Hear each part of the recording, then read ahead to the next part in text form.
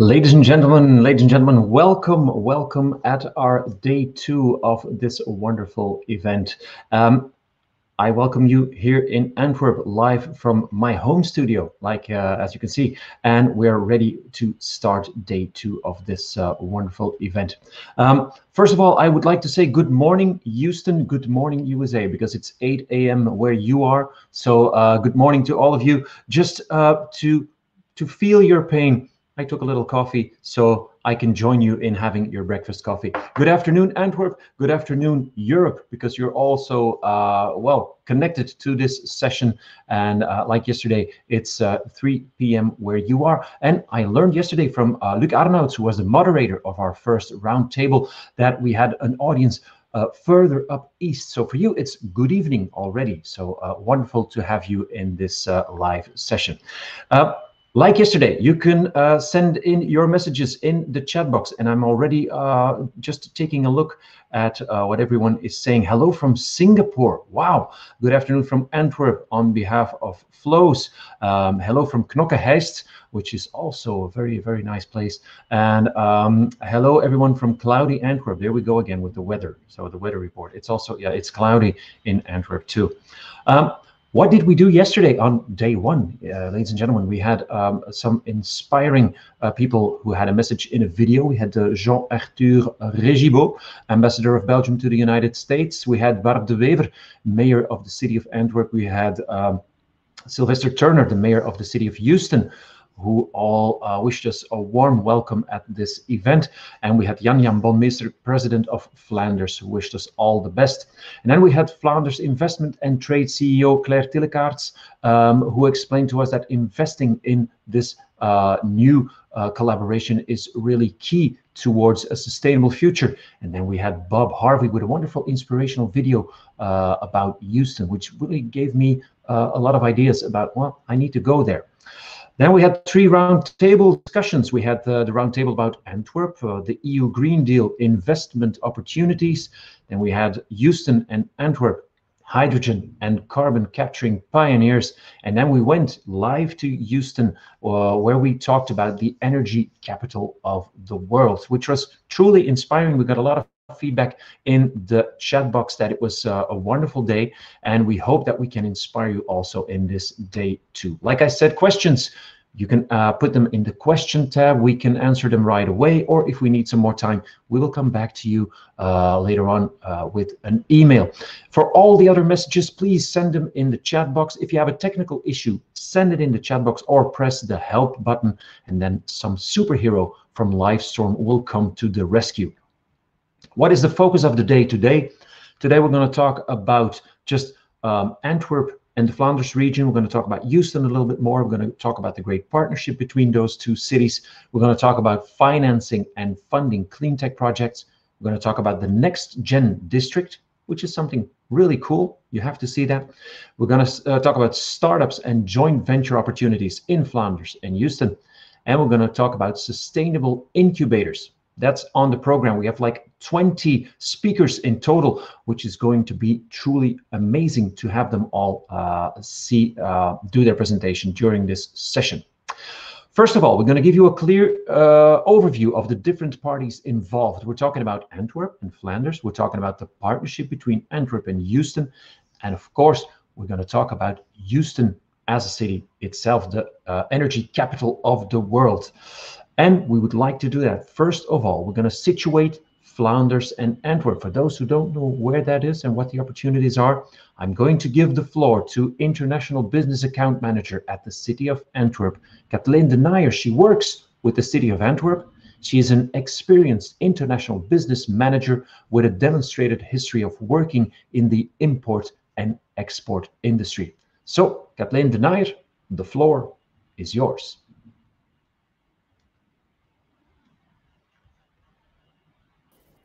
Good morning and good afternoon also from my side. I'm really happy to be able to kick off today and to give you some information about Flanders and the city of Antwerp in general. Can you still see the PowerPoint or is it gone? Okay. Okay, here we go. So, situating Flanders and the city of Antwerp.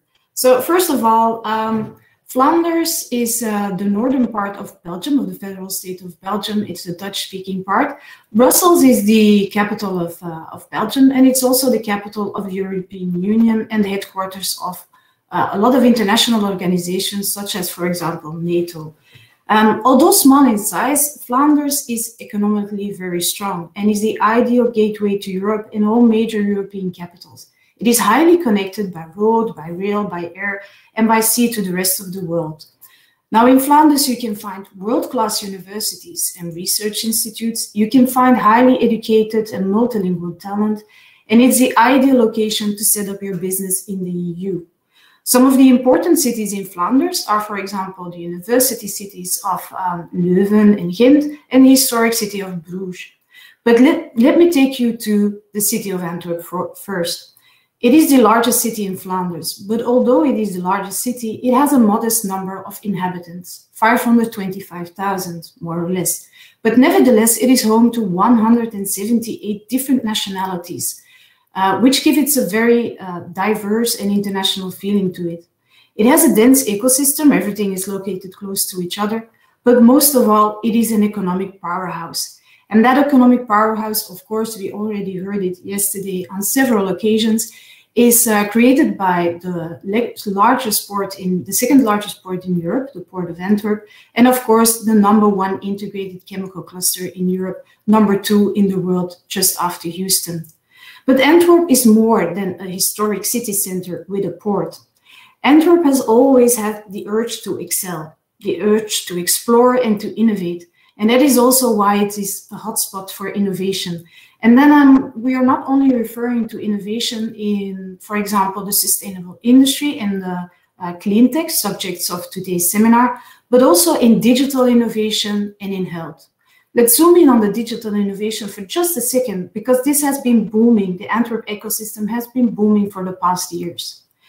Whether you are dealing with artificial intelligence, Internet of Things, or other innovations, the digital entrepreneurs can be found all over the city. The startups spring up and they grow into scale-ups, and the number of startups and scale-ups has grown a lot, with more than 120% over the past years. Innovation communities, such as the Beacon, for example, bring together the city of Antwerp, the university, research institutes, and of course, tech companies. And they search for solutions for challenges in smart cities, in logistics, and in industry. An important partner for digital innovation in Antwerp is, of course, the Port of Antwerp. The port is also experimenting with drones, with unmanned vessels, with digital platforms, and it acts on many occasions as a living lab for pilot projects. But of course, if Antwerp wants to be a future-orientated city, then it has to consider also its environmental impact. Sustainability is a big issue, also in Antwerp. It is also the reason why the city announced its ambitious climate plan just at the end of last year, where it commits to reduce its CO2 emission by 50% in 2030. And the city takes a lot of initiatives in order to achieve the same. There are too many to all address today, but let me highlight two. One of the actions taken by the city is to try to heat as many buildings as possible in a sustainable way. Heat networks, like the one in the new neighborhood Circular South, are crucial in that respect. Another project is Bluegate Antwerp. It is a newly developed industrial site focused on circular economy. It is located just outside the city center and has a direct water access. Bluegate Antwerp is ready to receive and to welcome production companies dedicated to sustainability from all over the world. On the site, you can also find Bluechem, the incubator in sustainable chemistry, which you will hear much more about later today, and also Blue App, that acts as a pre-incubator and is initiated by the University of Antwerp. And together with the NextGen district in the Port of Antwerp, and like Olivier also mentioned, the colleagues of Port of Antwerp will tell you all about this amazing location later on. So together, these form a unique ecosystem in sustainable industry. Now, I hope that the past minutes we already were able to give you a glimpse of the economic power that is behind the city of Antwerp. But Antwerp is more than that. And please allow me to go back just a few slides where we addressed the international vibe, the diversity, and the dense ecosystem. These things together combined, they give Antwerp a unique position of being a human-sized metropolis. Of course, we're not London, we're not Paris, we're not New York or Houston, but we have a lot to offer that these kind of metropolises also have to offer. Antwerp is more than a port city. Antwerp is the world diamond capital. 50% of the cut diamonds pass by Antwerp and 80% of all the rough diamonds. Antwerp is culture, not only in the 17th century with Rubens, but also today we have still a very strong art scene. Antwerp is fashion, with world-renowned fashion designers and a fashion academy. Antwerp is quality of life. It offers the culture, the fashion, the shopping, but it also offers affordable housing and an excellent and free school system. It offers top universities and colleges, but also bars, restaurants, events, and festivals. Antwerp is just a cool city to work and to live. It offers a world of opportunities for everybody. Thank you very much. Now, I hope that you enjoyed this short introduction, but as a picture can say more than 1,000 words, let me take you to Antwerp in a digital way through a short video.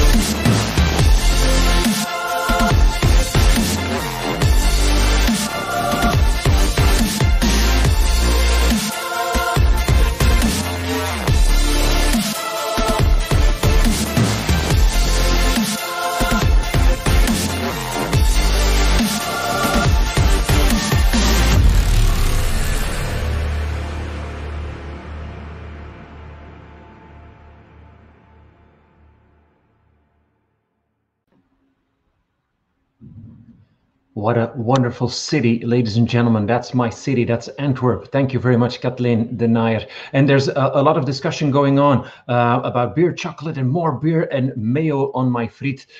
You have to visit Antwerp, everyone.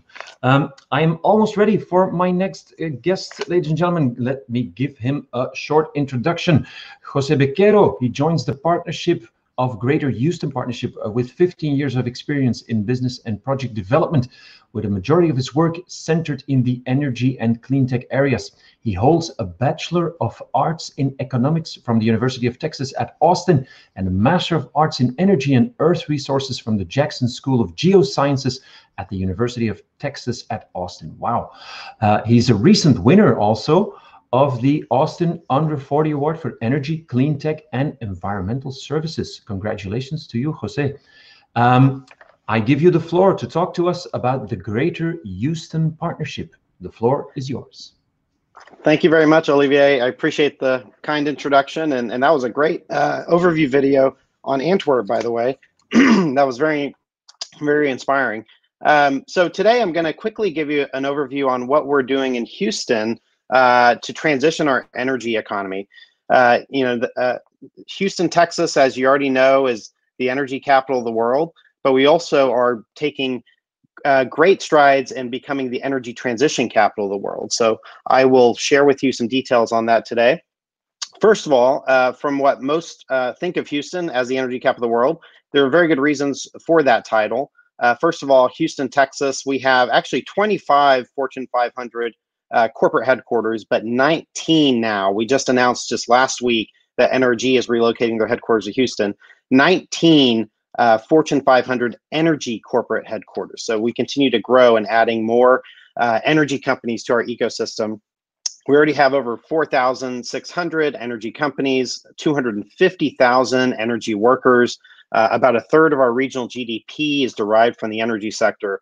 And something that we've been working on very aggressively over the last several years is to grow our capacity to create new energy technology startup companies.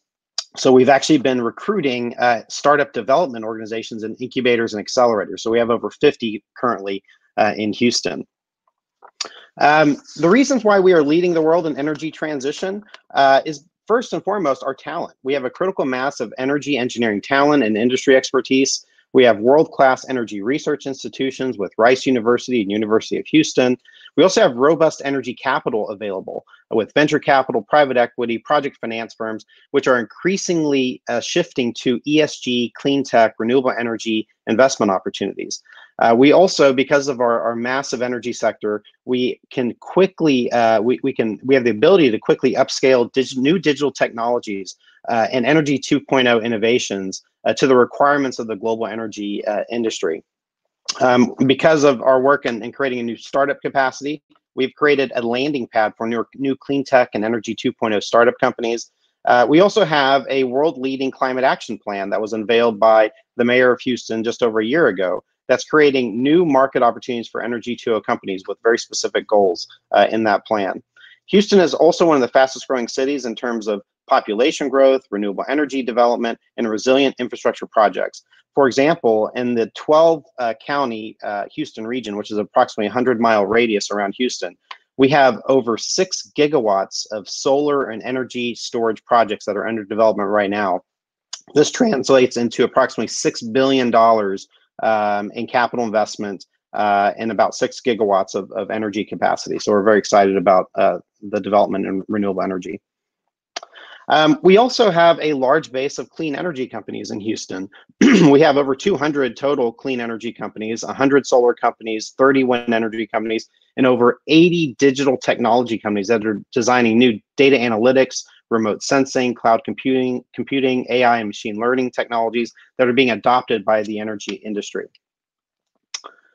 We also, as I mentioned, have a massive digital tech economy that's growing, and this surprises a lot of audiences that we speak to.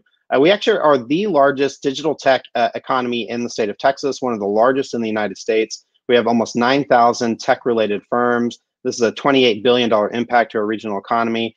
And the recent trend is we're having large tech companies establish a presence in Houston, such as HP Enterprise, Google Cloud, Amazon Web Services, Microsoft, IBM. So the list just keeps growing longer and longer with adding new tech companies to the Houston region. And as far as our Energy 2.0 startup capacity, we've had several announcements recently. We have recruited a new facility for Greentown Labs, which is the largest clean tech incubator in North America. Haliburton Labs was recently launched. We have large venture arms of major energy companies such as Shell Tech Ventures and Chevron Ventures, Plug and Play, Mass Challenge, you name it. We really have an incredible collection of startup incubators and accelerators now in Houston. Some of the recent announcements in Houston include a new research institute at Rice University called the Welch Institute for Advanced Materials. This is a $100 million investment by the Welch Foundation. It'll focus on everything from creating new advanced materials for the energy sector, healthcare, aerospace, aviation. So this is going to add a tremendous amount of new innovations that we can draw from and incorporate into new technologies for the energy sector. We also recently announced Haliburton Labs, which is a new incubator space located on the Haliburton corporate headquarters campus, and of course the new Greentown Labs facility, which already has 30 new startup companies that have already moved into the new facility at Greentown Labs. Some examples of some of the new innovative startups that are emerging out of Houston, Texas today. I believe some of these companies will be speaking at this event, but Synvita Factory is working on bioengineering enzymes that can convert CO2 to different types of chemicals. Utility Global is a green hydrogen technology company that recently relocated to Houston. They are developing new electrolyzer technologies and fuel cells to really take advantage of the carbon infrastructure and to develop new technologies to produce green carbon or green hydrogen. We also have Solugen, which is also a very innovative carbon capture and storage company. And of course, as I mentioned, over 30 new energy technology startups that have been recruited into the new Greentown Labs facility. As far as the Houston Climate Action Plan, this was announced on Earth Day over a year ago, but it has kind of 4 key areas of goals that we are striving to achieve to become a new low carbon economy, to become carbon neutral. We have goals for transportation. We want to convert all of our municipal fleet vehicles to electric vehicles. We also want to create 50 new Energy 2.0 startup companies over the next 5 to 10 years. We want to increase building energy efficiency by taking advantage of new green financing options. And we also want to become a leader in diverting landfill waste and actually utilizing organic waste materials for new types of energy applications. And I believe this is my last slide, but I also want to touch on a new innovative program that has just been launched at Rice University called the B Carbon program. This is a soil carbon storage and carbon credit trading program. Essentially what Rice University is doing is they've rewritten the standards on how we measure carbon in the soil, how we can produce carbon credits over a 10-year period. So this really gives farmers, ranchers, landowners an opportunity to maintain their lands in certain conditions to produce carbon credits and actually sell those credits to carbon emitting entities in the Houston region. We are starting this program with kind of a scope of Texas, but we hope to expand this program beyond Texas into other states across the United States. So we're very excited about where this program is going and the ability to really take advantage of soil carbon to offset carbon emissions in the Houston region. So with that, that is my overview, and here's my contact information. I thank you all very much for your time, and again, good morning and good afternoon. Jose Bechero, thank you very much. Thank you very much for this wonderful introduction, and I thank you for the information. If people want to contact you, there you go. The slide is still on the screen. They can send you a mail, or they can even give you a call. You also get compliments in the chat box, so good job. We go for our next guest, and this is on situating Houston. We had Kathleen de Nijer situating Antwerp and Flanders. Now we go towards Houston.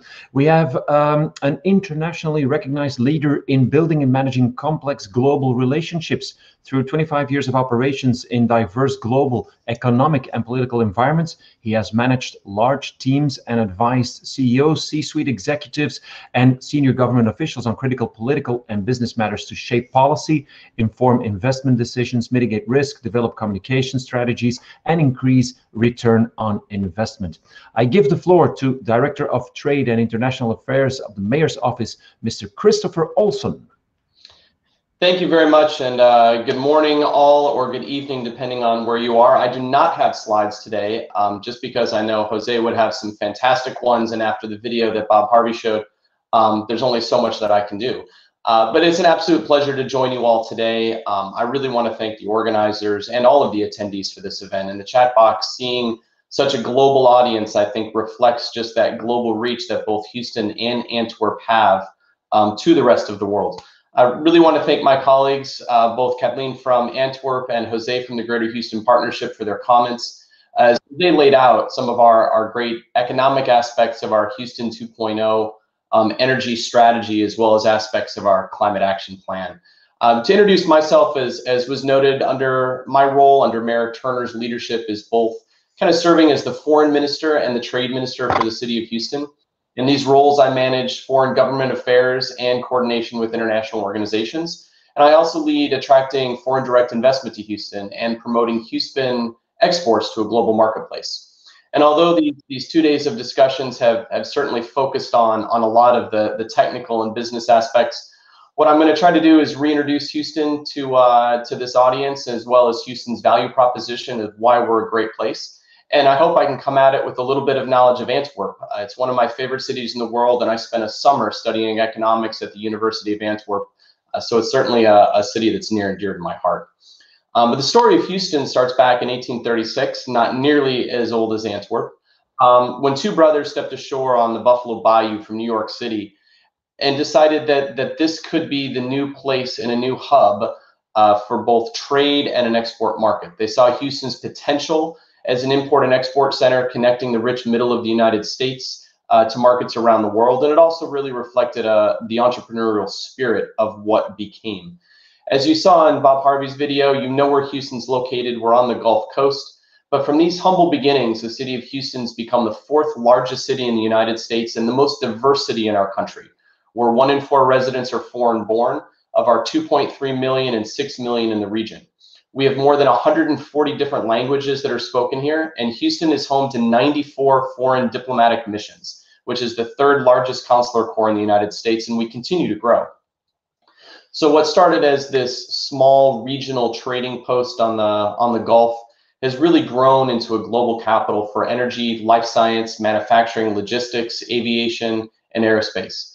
And for a moment, I want to focus on one of those points where Houston is regarded as the energy capital of the world, but we're much more than just energy. We're also home to the world's largest medical complex, where people from around the world come to Houston for medical treatment and to partner with Houston area hospitals. We're growing our life science technology sector as well with TMCX, that's the Texas Medical Center Innovation Institute, J Labs, which is founded by Johnson & Johnson, and a range of biotech startups that are calling Houston home. As I'm sure you know, Houston is the home of manned spaceflight in the NASA Johnson Space Center. And if you recall, just over 50 years ago, the very first words ever spoken by a human from another celestial body was the word Houston, as we landed on the moon. Most recently, Houston's become one of the only truly urban spaceports as well. Of the 50 largest aerospace manufacturing companies in the United States, 10 of them have a presence in Houston, actually 11 as of yesterday, and more continue to grow. As Jose mentioned, Houston is also a growing center for digital innovation, where companies like Microsoft, Google, Verizon, and many others have a strong and a growing presence. And as Antwerp very well knows, anchoring our international trade is our Port of Houston. It is the United States' largest port for foreign gross tonnage, and nearly 20% of our region's economy is directly tied to exports, and it fuels more than 330,000 jobs. Just to show how international that trade is as well, we have trading relationships with more than 200 different countries. And for more than 35 of those countries, our trade relationships are valued at more than $1 billion annually. Houston's location on the Gulf Coast and the proximity to Latin America make Houston an ideal place for the movement of goods and commodities, not only to a global audience, but in particular to Latin America, where we're positioned as the primary gateway for commerce with Mexico, as well as the expanding markets across Latin America. What's also fun to note, and as was mentioned in some of the previous conversations, Houston's not just looking back at the success we've had over the years in these different regions, but we're really moving forward. Recently, Foreign Direct Investment Intelligence, which is a division of the Financial Times, rated Houston as one of the top cities of the future, and we ranked number 2 in the United States behind only New York, and well ahead of both Austin, San Francisco, and those other tech capitals that we think about when a lot of foreign markets think about investing in the United States. As we discussed during some of the first day and as introduced by Mayor Turner, Houston's also leading the energy transition. Houston is the chair of the Climate Mayors, chairman of the Resilient City Network, the Secretary General of the World Energy City Partnership. And through all these, Houston has shown its commitment to the energy transition, where we continue to come up with innovative ways to reduce emissions and accelerate our transition to alternate fuel sources. As Jose just mentioned, the Mayor's Climate Action Plan calls for 50 new Energy 2.0 companies in Houston by 2025. And as you're going to hear a little bit later today, some of those that are helping this transition include Rice University's Clean Energy Accelerator, Greentown Labs, and Haliburton Labs. As I said, all of them you'll hear later today, and as a Rice MBA, I can very proudly say that all of those also have a Rice University connection.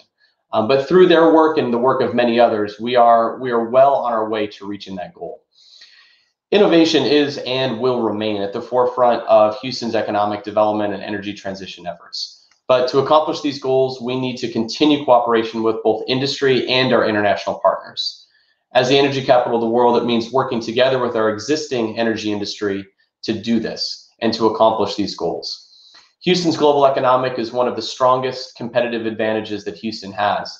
Our partnerships with international cities, our partnerships in international organizations, and our relationships with international governments are one of the strongest competitive advantages that Houston has over a lot of the rest of the United States. We naturally look outward to the rest of the world, and we welcome the world into Houston. We have one of the largest concentrations of STEM graduates, we have top universities, and a driven workforce. we're all here yesterday and today because we see the synergy that is possible between Antwerp and Houston. And we look forward to continuing to find new ways to build on this collaboration as both our ports and our cities continue to expand those opportunities. I don't have my slide with my contact information, but certainly our hosts here today know how to get in touch with me, and I'll put my contact information in the chat box as well. But please feel free to use my office as a resource and an entry point into the city of Houston as you might need. And we're eager to continue to promote Houston area companies, our culture, our opportunities to the rest of the world and global markets. And we certainly thank you all for your joining us today. I thank you very much, Mr. Christopher Olsen, and please do put your all your contact details in the chat box so people can send you a mail or maybe give you a phone call. In the meantime, ladies and gentlemen, we are ready for the first real topic of today. Not that the previous ones were not real topics, but this one really deserves your full attention. Financing and funding clean tech projects. I was not very strict on timing with the previous speakers because they were about Antwerp and the collaboration and about Houston. But now I'm going to be a bit more strict about the timing. Every speaker has 8 minutes. So if you pass those 8 minutes, then you will see me appearing. And if you see me appearing on the screen, then you know that, well, your last slide has come. We will start with Ralph Moreau, and he says, connecting Flanders-based companies, research centers, innovation clusters, entrepreneurial organizations, incubators, and accelerators with foreign players. That's what we do. These include industry peers, prospects, partners, distributors, potential investors, capital providers, and talent. Giving the technology-driven companies from Flanders a competitive edge in international markets by putting them in touch with the right partners. They're based in Palo Alto, and I know now that's in Silicon Valley, in the Bay Area. Isn't that true? Ralph Moreau, technology attaché of Flanders Investment and Trade. I'm going to give you the floor for the following 8 minutes. Well, thank you, Olivier, and also for doing an excellent job connecting dots and also the conversations yesterday and today. I have my timer set ready, so I'll try to stick to those 8 minutes. I'll jump right into it, and a lot of speakers, so I'll try to keep it light as well. So my name is Ralph. I'm part of Flanders Investment and Trade. Our organization was introduced yesterday also by a brief video by our CEO, Ms. Claire Tillekaerts. So we are a government trade promotion agency for the region of Flanders, also promoting our region as a stepping stone for companies or for you if you want to explore the larger European market. But today I will focus on our role as a high-tech region and a hub for innovation in clean tech and sustainable chemistry. Let's see if this works. Yes. Unfortunately, myself, I'm not based in Texas, but I'm here in, well, let's call it the second best place in the US, in the San Francisco Bay Area. I see in the comments, indeed, there is some comments about companies migrating from west to east. I will not go into that today. I'll leave that to the chat and some other speakers to comment on. The focus of this block of speakers, let me introduce this, will indeed be on financing and on specifically on R&D activities and why R&D and why innovation. I think yesterday was very important and everybody made it clear. If we want to make that migration to a more sustainable growth model, to make that transition to clean tech, then we need new tech to make that happen. So R&D, yes, it's happening both in startups and scale-ups, but also, of course, within larger corporations. And more importantly, I think, and that's also what I want to touch upon, is in entities, across entities, so international collaboration to jointly develop that technology that we need to tackle those challenges. The slides today of what I will bring is indeed to show you how we try to cater to those individual groups and interests. Specifically, we will be talking about how to access funding, both public and private risk capital, grants, but also other incentives that may exist to facilitate that investment in R&D. I will bring the story from my region, the region of Flanders. Kathleen already introduced ourselves and put us on the map. Here we are again. So we are Flanders, the northern part of Belgium, home to Antwerp and to the port of Antwerp, and we are there spot in the middle of Europe.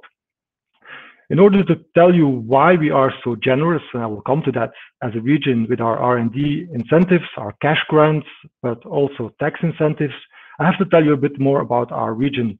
So yes, a little bit of self-promotion coming up. Now, we may be a small region, 6 million people in Flanders, 10 million people overall in Belgium with no natural resources, but we are a region that is truly punching above our weight. And I will dwell not too much on the generic statements that you see here on the slide. Let me put a number to it and then explain you why and how that is possible. Now, this slide is a map, obviously, with the major economies in the world, and they're sized up according to their export numbers. As you can see, our little Belgium pops out with a whopping, what is now close to $450 billion in exports, a number that is, well, it's a quarter of what the US is doing. Obviously, we are smaller, but still with our small country, 10 million people, and did I say no natural resources? I think it's quite an achievement. And how is that possible? Well, we have been very focused. We have been focused on innovation, on creating value at every step of the way. And of course, we are blessed with our very strategic geographical position and with having assets like the port of Antwerp, the city of Antwerp, and that large petrochemical cluster in the heart of our region. So when I say we are punching above our weight, it's not an exaggeration, I think. We managed to do this by being, yes, one of the most innovative economies in the world. We are one of the most internationally and open economies in the world. And we spend a lot of money on, as a percentage of GDP, we are spending about 3%. We're trying to reach that number, but our achievements and our efforts are very close to what the US is doing. At this point, I think it's important to spell out that of €3 or $3 spent in R&D in our region, 2 are spent by private industry, and then that remaining dollar is spent by our public research institutes, universities, working very closely, very applied with private industry. Now, you may be wondering, when is he going to talk about handing over his money? Well, I'm almost there. It's coming up. Our approach to supporting a thriving R&D scene is a bit more complex than just handing out money. It's basically threefold, and I will come to this. Firstly, we made some strategic choices and created some long-term policies that support R&D in a number of fields. Now, we invested in the public infrastructure enabling technologies. A number of those are already highlighted by Kathleen. A number of those will be introduced by speakers later on, so we'll not dwell on that. And then, of course, we make grant money available, but also we go one step further.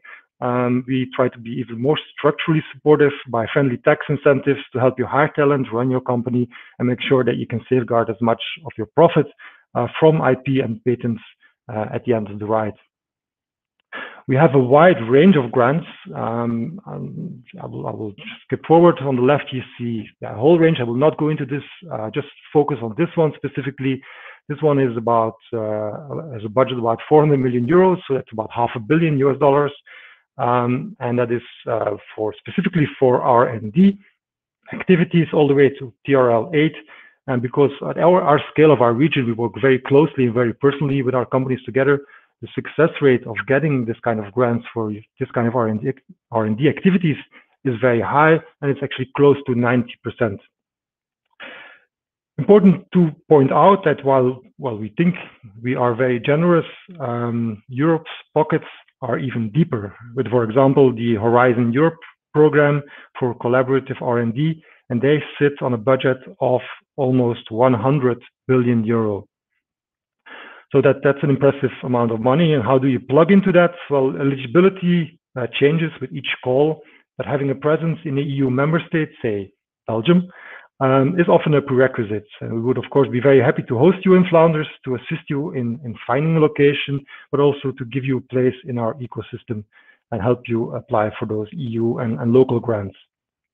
So what else do we do for you in Flanders? I'll skip this. But we can lower your R&D payroll by removing 80% of withholding tax on salaries for your researchers. We will give you a tax break for your investment, either directly You see the numbers there, or if you're willing to depreciate it, we give you back 20.5% of your investment. We have a very special and generous tax status for expats, and that's one that makes us Belgians, well, very envious. We will, of course, make sure that any tax grant or grant money that you get from us is tax-free. That should be a given. And then we have I think this one is very important. After you have done all the hard work invested and you have this IP and patents, we make sure that you can safeguard about 85% of income from innovation from your patents. And that's my timer going off, so I have to wrap up. Important, I'm wrapping up, Olivier, so no panic. Important is we have a very broad view of where R&D can happen, so it doesn't have to be in a traditional lab setting. So as a government, we play our limited role, so we try to lower the thresholds for doing R&D. But of course, there's private players. We have done a mapping of the private players, risk capital providers in our region. I will make this available as part of my slide deck at the end of this session. But we basically have mapped about 200 private players in the field in Flanders, and also their appetite and which ticket size they are interested in. With that, I want to wrap it up and give it back to Olivier and the different speakers. I think there's a number of very interesting private risk capital providers coming up. And if you want more information, you can reach out to Brad, of course, my colleague in Houston, and myself here in San Francisco. Thank you, Olivier, and forward back to you. Nope. I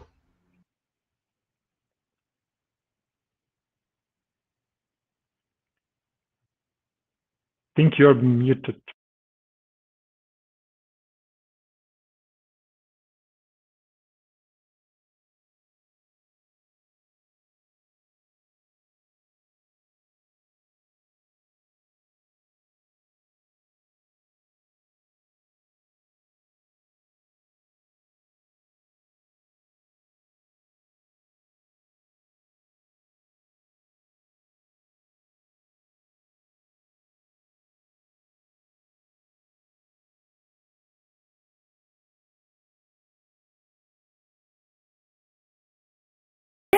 We cannot see you or hear you anymore.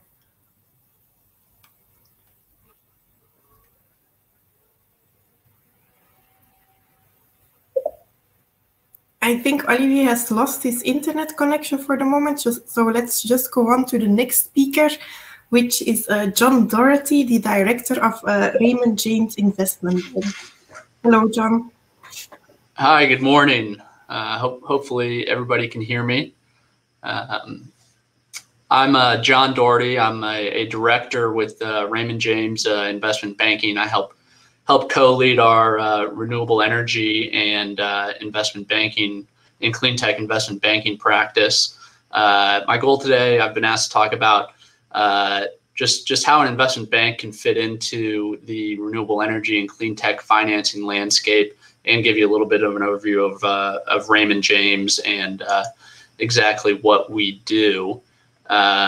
Here's my contact information there on the left-hand side of the screen. If would be happy to answer further questions. You can also find my contact information on the Raymond James Energy Investment Banking website. So this is our renewable energy investment banking team. Myself and my colleague Benson Falb, we help lead the renewable energy effort in the US. We do have a very global presence with a number of bankers in Canada, London, and Germany. I know we have a lot of international viewers today and a number of international companies. My colleague Alistair Rogers is based in London, and Sebastian Winkens is based in Munich. Big goal of Raymond James and part of our growth initiative is really to expand our international presence. And we've done that we acquired a boutique investment bank called Mummer & Co. in Germany, and we've actively been hiring investment bankers in London. And I'm based in Houston, but our international presence allows us to work on a lot of cross-border opportunities. Quick overview of Raymond James and exactly what we do. I know there's a lot of oftentimes confusion over what an investment bank is. To be clear, in investment banks, we typically we're not investing our own capital. We are most times serve as an intermediary between various capital providers and companies, helping companies achieve their optimal capital structure and financing goals, and connecting capital providers with those opportunities. And a little bit more about Raymond James. If there's any American football fans in the audience, you might have noticed the Super Bowl this past year was played at Raymond James Stadium in Tampa, Florida. And Raymond James is headquartered in the Tampa area in St. Petersburg, and we're really one of the largest middle market investment banks in the world, and one of the few investment banks that's not headquartered in New York. The firm was founded in 1962, and the original founder's son, Tom James, is still the chairman of our board and still very active with a lot of the transactions we handle.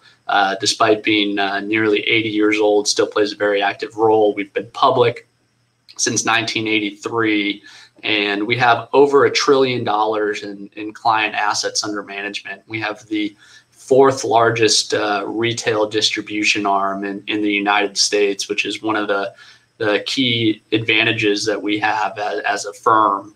We're a very conservatively managed firm and have posted 133 consecutive quarters of profitability.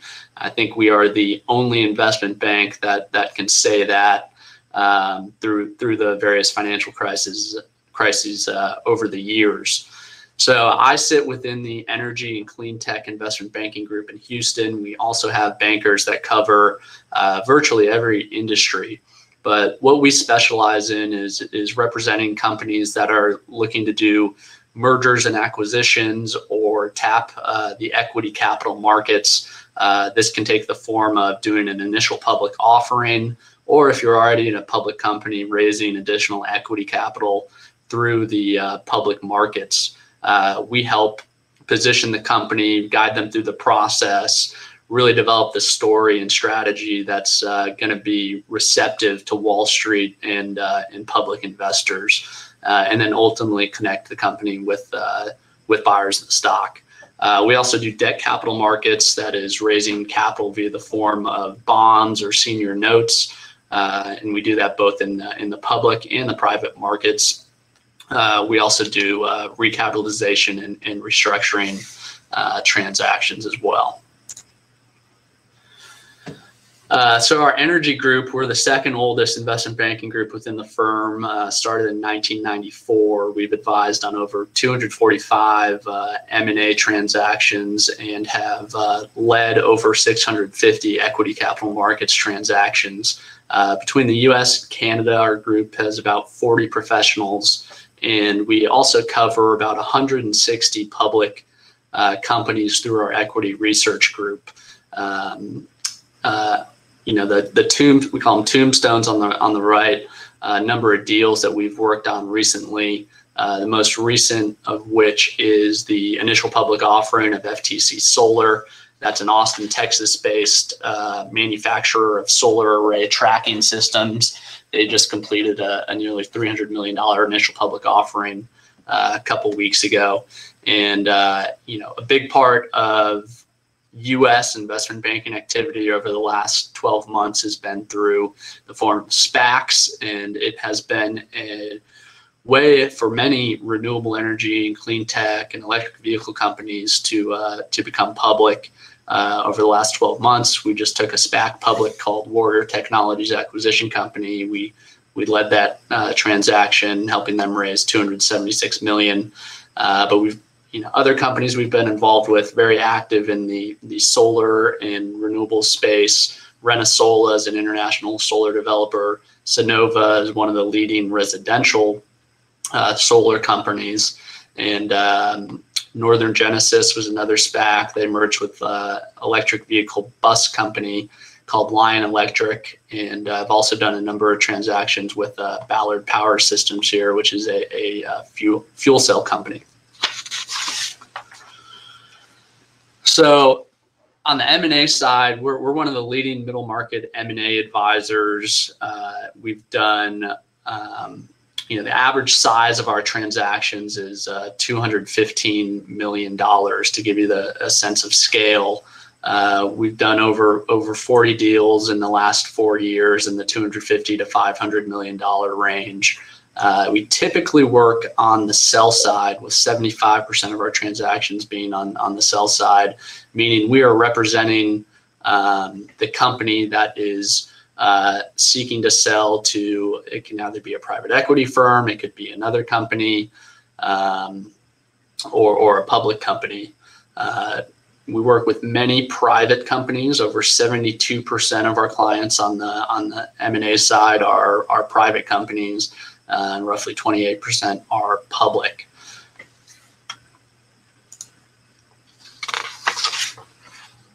Looks like some of the graphics on the slides might not have come out perfectly, but yeah, just really showing our global footprint.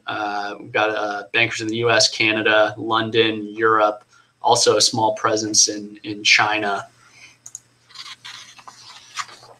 And some people ask, what is a what do we consider a middle market investment bank? Well, you've got the bulge bracket banks out there. Those are the largest banks in the world. Think JP Morgan Chase, Citi, Bank of America, Barclays, just to give a couple of examples. Then you have a number of boutique advisors who are smaller shops, might only focus on one industry, that's really specialized in M&A advisory, simply because they don't have the capital markets infrastructure. And we fit really somewhere in the middle. We like to think we bring the best of both worlds, where you're still getting a lot of senior investment banker attention, but we still have very widespread relationships and capital markets capabilities, both on the public and the private side.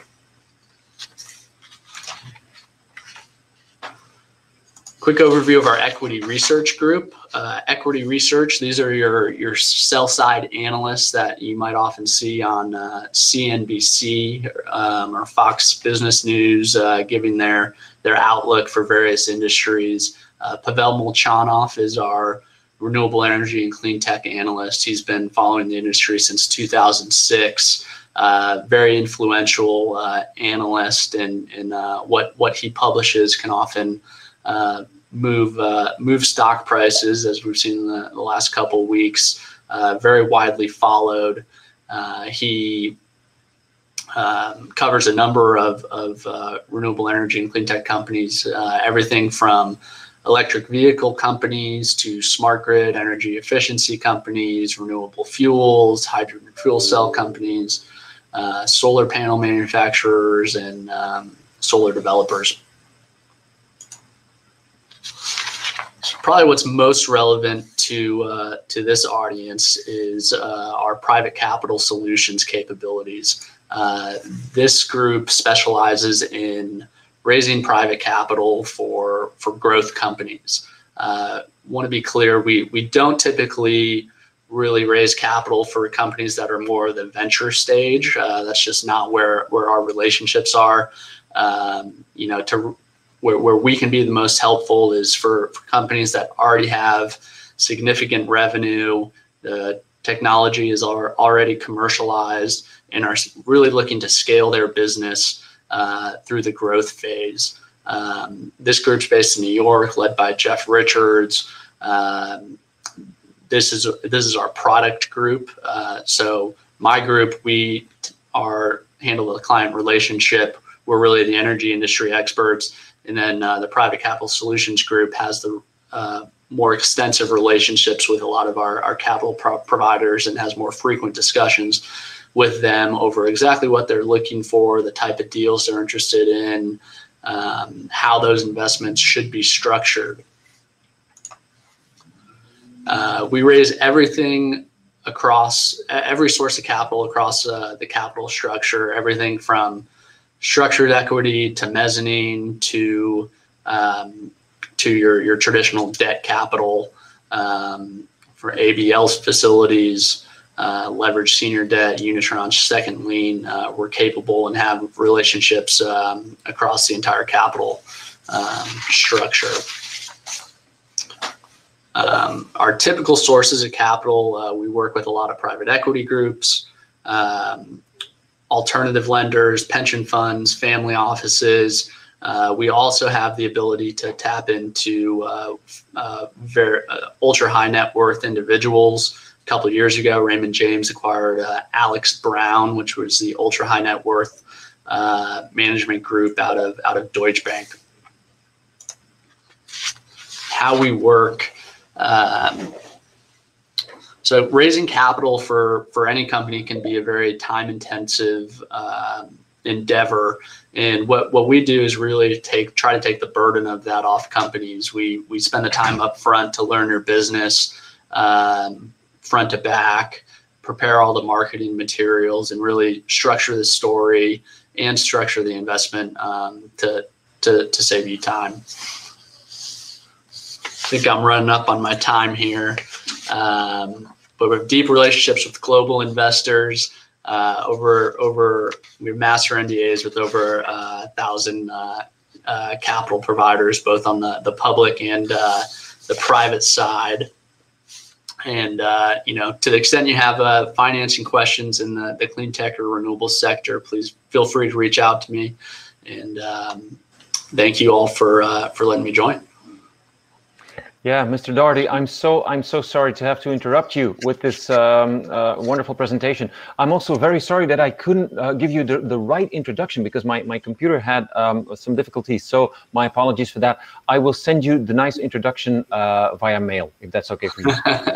No problem. Thank you. Okay, thank you very much, John Doherty, for giving us the insights. We go on, ladies and gentlemen, and once again, I reset my timer. First of all, my apologies for the slight interruption. Someone mentioned it's not the best time to not pay your internet subscription, so I will contact my provider.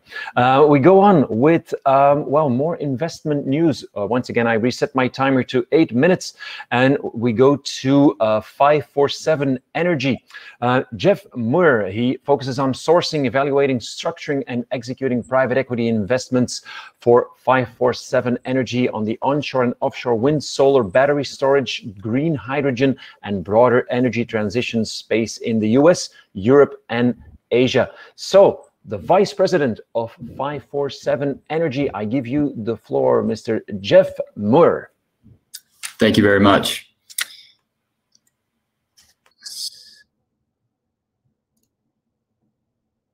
I wanted to give a quick introduction on 547 Energy. We're the investment platform in the clean energy and more broadly energy transition space for Quantum Energy Partners. Quantum and 547, we're based in Houston, in the same office. Quantum is a private equity firm that has been investing in the energy space since 1998. They're currently on their 7th fund that they raised in 2018 for $5.5 billion. Overall, they've raised $17.5 billion to invest in the energy space as well as the power space, and are in the market right now to be raising a fund number 8 for $4.5 billion. What Quantum's done is they've set up a focused investment team to make investments in project developers in the renewable space, as well as in the energy storage space, hydrogen space, and also make investments that can be growth stage venture capital investments in clean tech companies, companies focused on grid resilience, digitalization of the energy sector, mobility. We have a pretty broad investment mandate. And I think one of our key differentiators is we're able to go in and invest in a platform that's looking to take very early stage development risk. I'll get into that further with a later slide, but we as a team have experience developing renewable energy projects globally, and we're very comfortable taking early stage development risk, whether that is in renewable energy or in the green hydrogen space, in the energy efficiency space. We can get started early. We like to be very involved with our portfolio companies that we invest in, and we can take a long-term view on our investments with the understanding that some of these larger projects take quite a bit of time to actually get them from start to finish. So just to touch on our approach as well, I mentioned it earlier, but our team is a mix of folks with project development background and also with corporate experience running renewable energy development companies, and also to investment experience in the private equity, VC space, investment banking experience, and really project finance and corporate finance experience. But between the 11 of us that form our investment team at 547, we're led by Gabriel Alonso.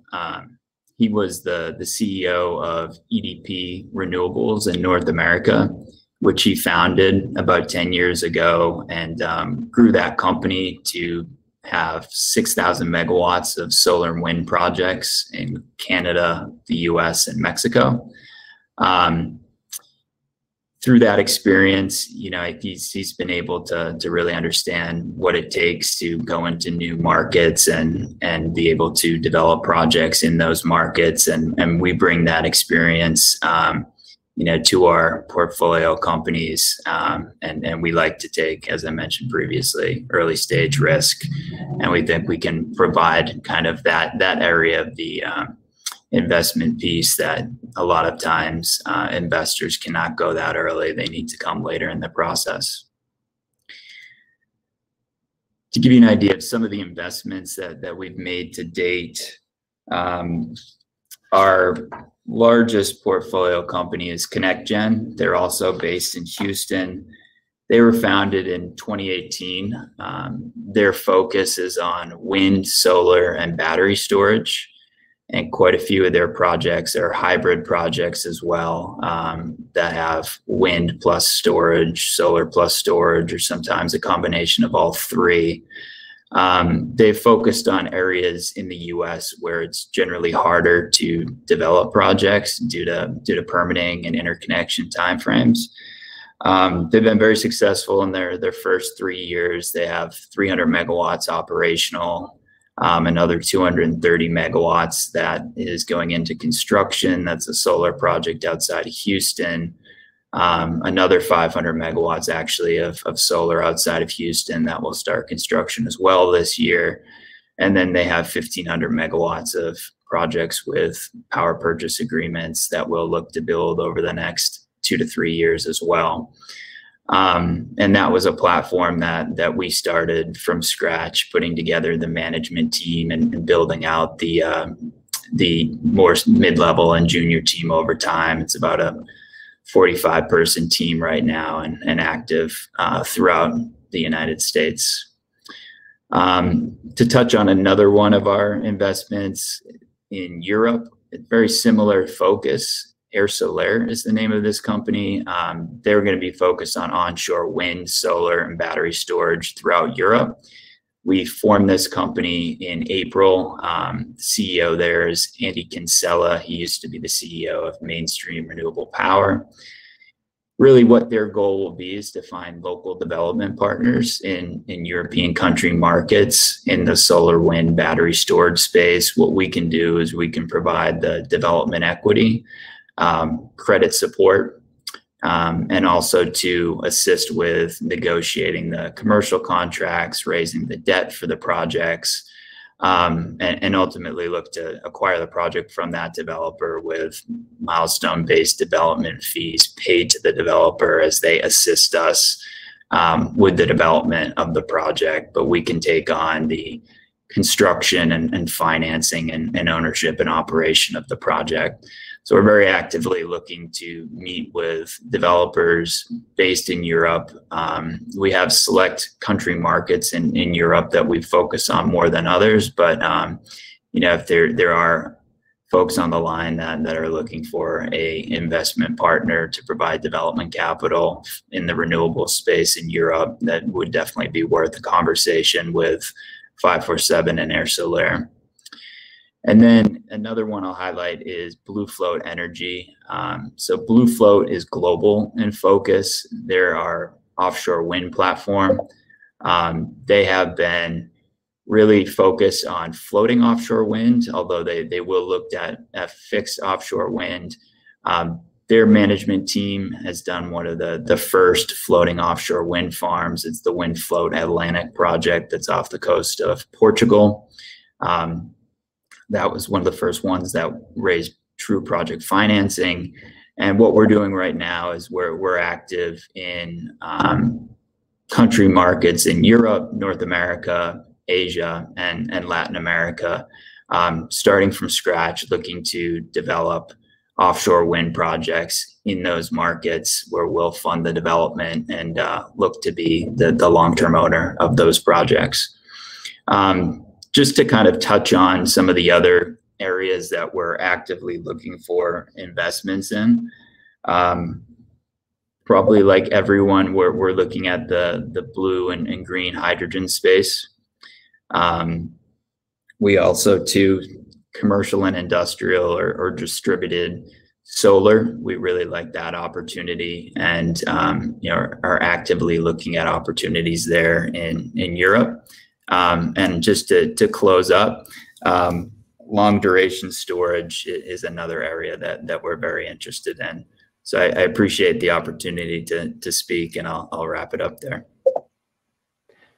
Thank you very much, Jeff, for that wonderful presentation. Maybe you can show the slide with your contacts details that people can still go to the website. There you go, 547energy.com. If they need any information, they can always contact you for further details. Thank you very much, Jeff Muir. We go on, ladies and gentlemen, with our next guest, and this is the Managing Venture Executive for the Venture Capital Group of Chevron Technology Ventures. In his role, he is responsible for using venture capital as a conduit for integration of new technology solutions into Chevron operations. He has been with Chevron for over 30 years. I present to you the Managing Venture Executive. I'm not able to hear you, sorry. You're not able to hear me? Hello? Kemal? He's gone. And he was the one telling me the joke about not paying for my internet. There you go. Aha, that's karma. Kemal, can you hear me? Oh yeah, I'm not able to hear you. Can you hear me? I can hear you. Yes, okay. I can hear you. So I'll just go ahead and start, and I'll start my timer. You may need to interrupt me. 8 minutes. If needed to be. Perfect. Now, thank you very much. It's such a great group of speakers that's lined up, and I really appreciate the opportunity. Definitely, Ralph, John, Jeff, you'll be hearing from me. Let me start by introducing Chevron Technology Ventures briefly. We are where the innovation, technology strategy, and the venture capital groups reside within Chevron. We have been investing in startups and the entrepreneurship ecosystem continuously since 1999, and we are in our 8th fund. Much smaller funds than Jeff's and Quantum's, with assets under management of $400 million. I lead the venture capital group, and I will talk about the venture capital activities shortly. But I just need to emphasize that in order to meet the climate challenge and energy transition, significant new technologies will be needed, and no one single company or sector or geography can solve the challenge. And partnerships such as this, Houston and Antwerp getting together, is critical in many fronts to make this thing happen. It's great to see it. It's great to see these great speakers here. And one of the reasons I'm very excited about the lineup of speakers is that the diversity of capital will be required to de-risk, commercialize, and integrate into energy system, and ultimately scale use of these technologies. I'm very grateful to be part of this group of speakers. The involvement of civic and government is critical, and it's great to see it again.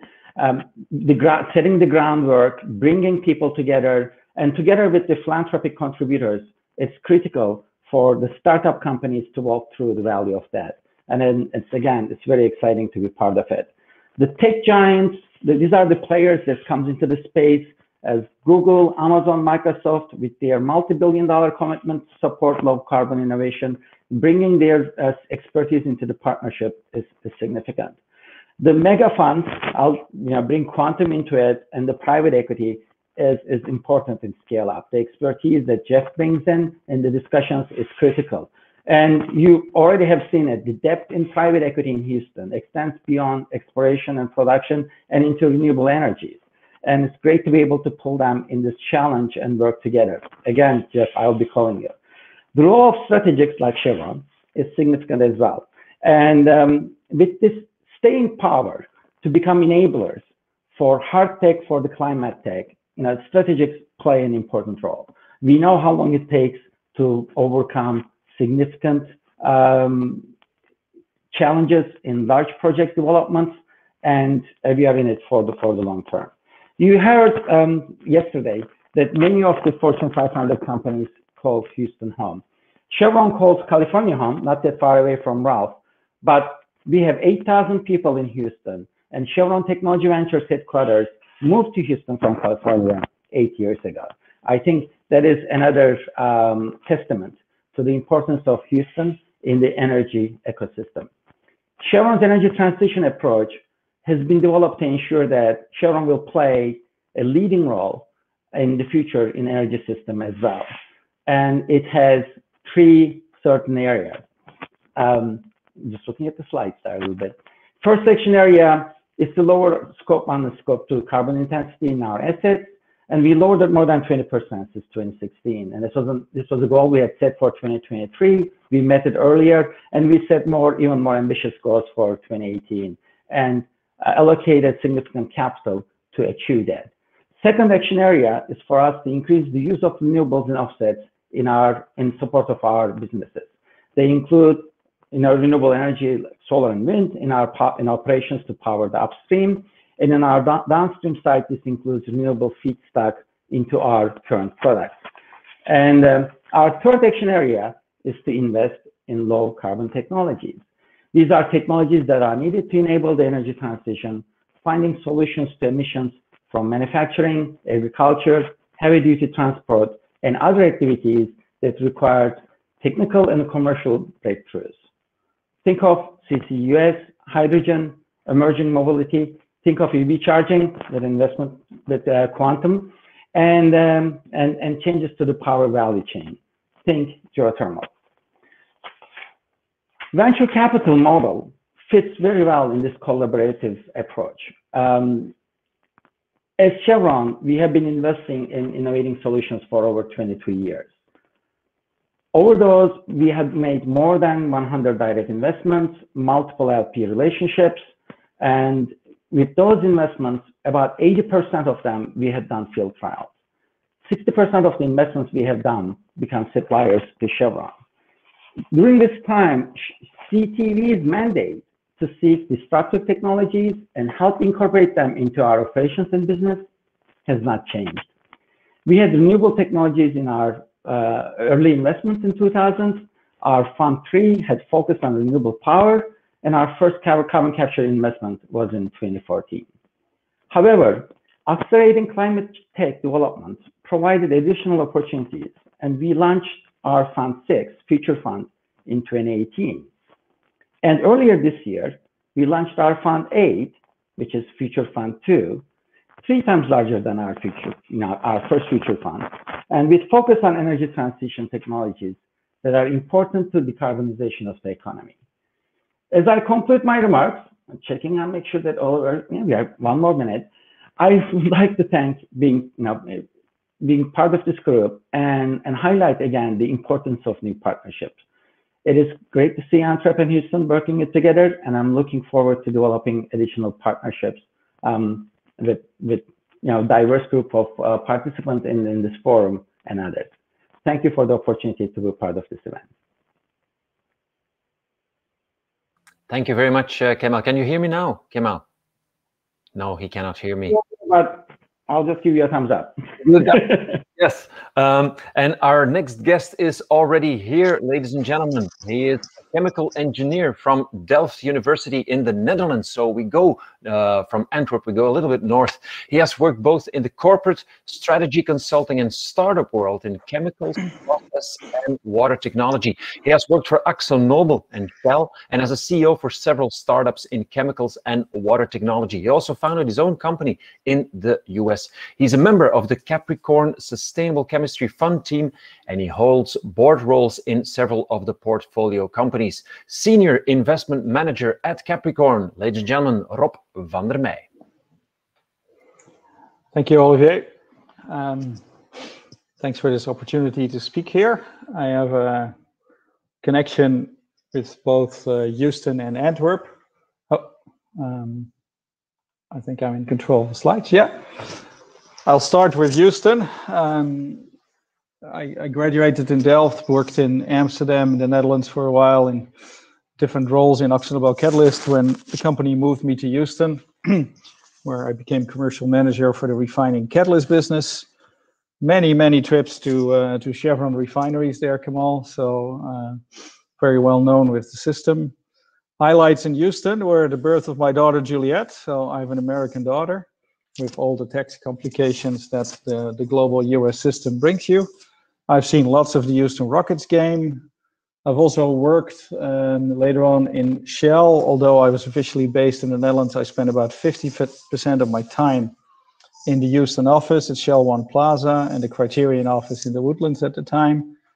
I was a founder and startup CEO of Kior, Silicon Valley funded, but based in Houston because of the connection with the refining business and the need for experienced refinery design engineers.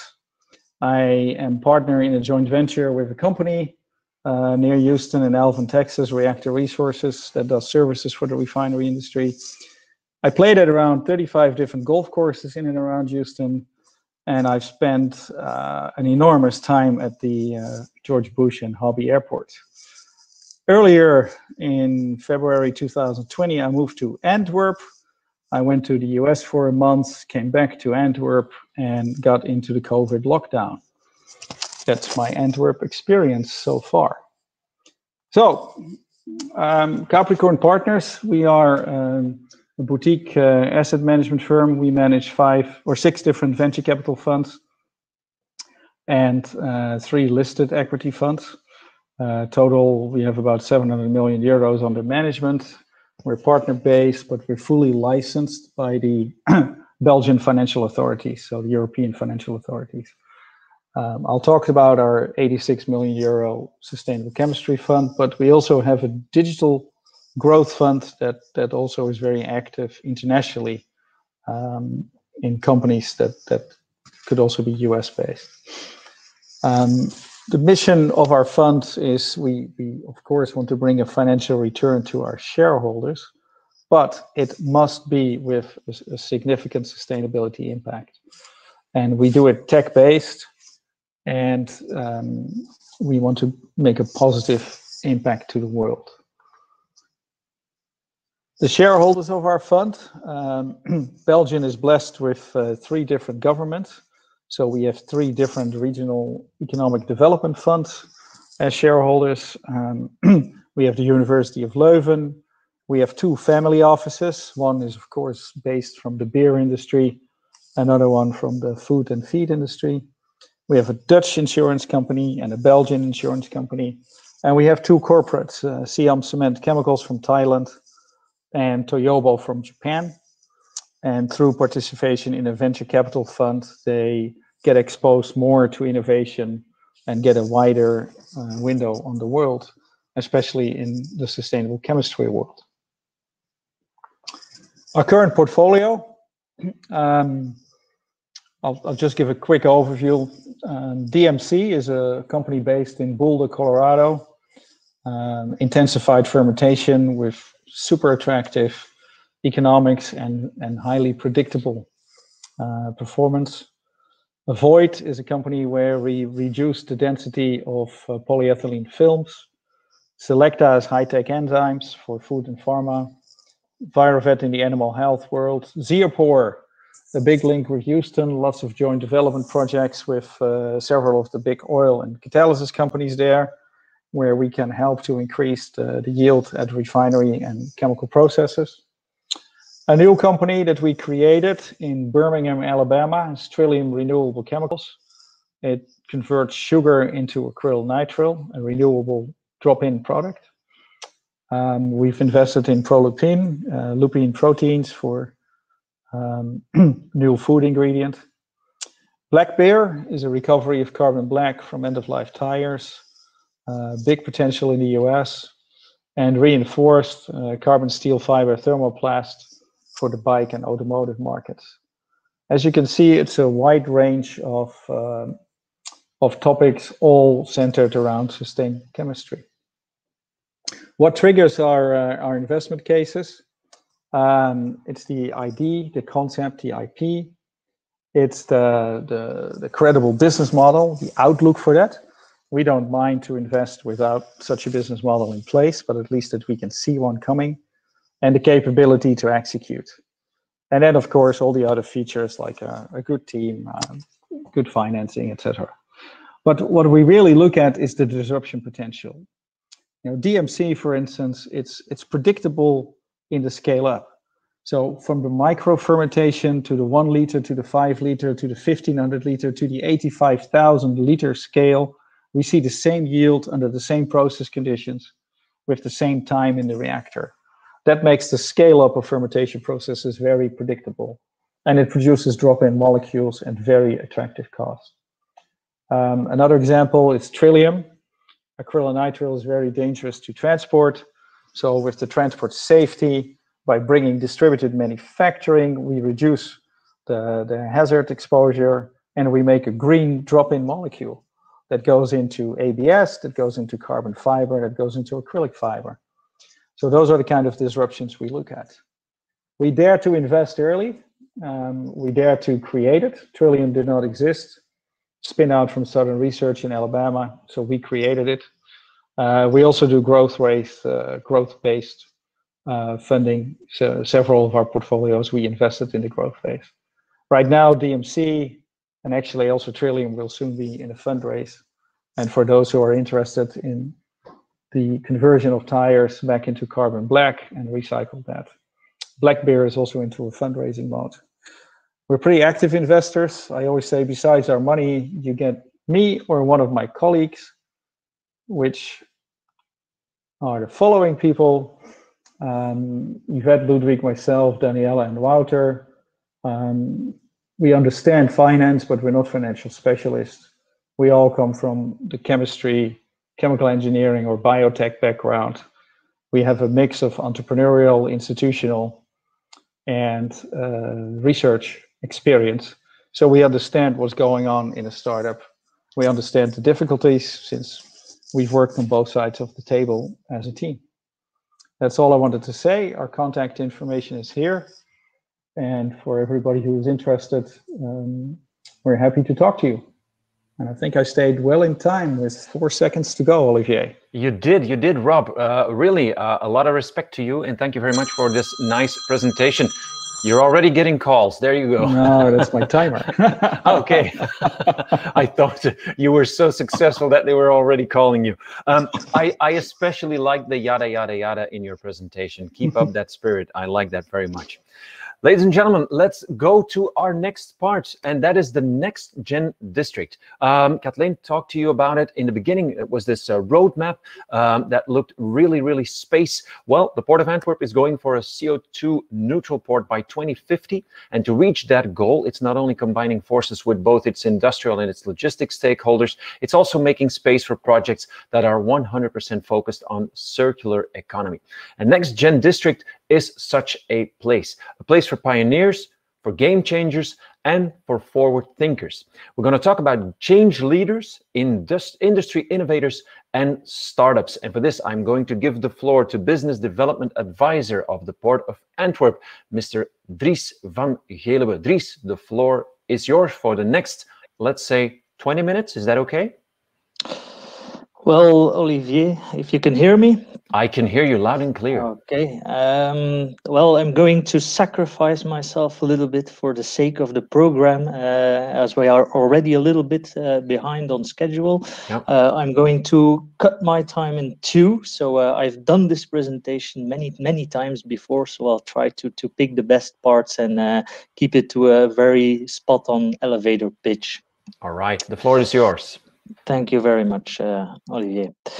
So yeah, Next Gen District, going to the presentation. I will not take too much of our time on this first part where it all begins. I think it was already explained yesterday during the panel discussions, but also into the introduction. So yes, as Port of Antwerp, we are facing a huge challenge in the coming decades to become a CO2 neutral port. And I think, and this is the reason why we've set up this event, of course, is that there are a lot of similarities with the Houston area. And I'm going to try to build some bridges between the two ports today, because yeah, we see a lot of similarities, a lot of advantages on where we can work together in the future as well. So yes, we are working together with the industry, transport and logistics to make the shift through different partnerships, different collaborations, consortia. But as a port authority, what we can do except for, let's say, enable the industry, logistics to do it, we are also looking inside our port area, okay, where can we foresee the space to have a location where we can go 100% for circular economy. And this is called, of course, Next Gen District. Now, to begin with, circular economy, yeah, you can see a lot under circular economy. I think selling secondhand clothes is already circular economy, if you can call it that. And that's why for this project, we've set up a very dedicated focus that is split up in two axes. One is based on process industry, the other one is based on the manufacturing industry. Now we have three domains on the process industry where we want to attract investors for Next Gen District. One is CO2 industry, so it's the CCUS programs. Actually, my colleague, Frederic Demerel, who's coming right behind me in this program, will talk about how the Port of Antwerp is dealing with this. But when looking at investors, okay, CO2 can be very useful, is already very useful in our industry platform. These new applications we want to attract to a Next Gen District. What can we do with the CO2 that is captured? Which new materials can be built with CO2 as a cornerstone, as a building block? Second domain is bio-based activities. We are talking about a petrochemical cluster, also in Houston. I think we need to go to a future that we can leave out the petro part and look for, okay, what's the alternative feedstock? What are the bio feedstocks that we can use instead of the fossil fuels? And a third domain is mechanical and chemical recycling of plastics. And that's where, of course, we are already a large producer of plastics, but also a very large import-export hub. Again, here you can see a clear link with Houston, which we have many partnerships with on import and export. And we want to keep this position, of course. And that's why chemical plastics or chemical recycling of plastics can be an excellent cornerstone, as we will be breaking down these plastics to, let's say, new raw materials that can be reintegrated in the existing cluster, which is of a huge importance within Next Gen District, is again each time the link to make to the integrated cluster that we already have, and we want to reinforce that in the future. Second axe is the manufacturing industry, and here we are looking into energy transition.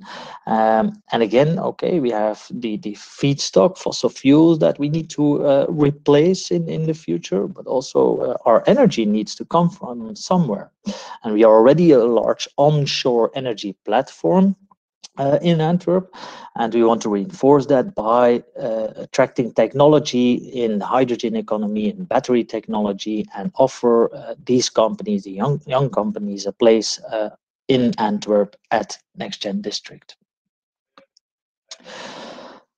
when looking, so this is an overview of this process industry. And again, this is just an image that shows you the integration in the cluster. So the bio instead of oil and gas, the chemical recycling that is building blocks for to build new plastics, and again, capturing the CO2 and reintegrate it into the cluster. Now going on to NextGen district, the exact location, how it looks like, and how we see the future at NextGen district. So this is Port of Antwerp, heart of Europe. NextGen district is based on the right bank of the River Scheldt, so just as Houston, it's a river-based port. NextGen district is at the right side of the right bank of the River Scheldt, right within actually the chemical cluster that we have. It's mostly based on the right bank. We have BASF in the north, Total and Exxon and down south. So with a lot of pipeline infrastructure already there, which is of great importance, of course, for investors when finding or looking for a new location.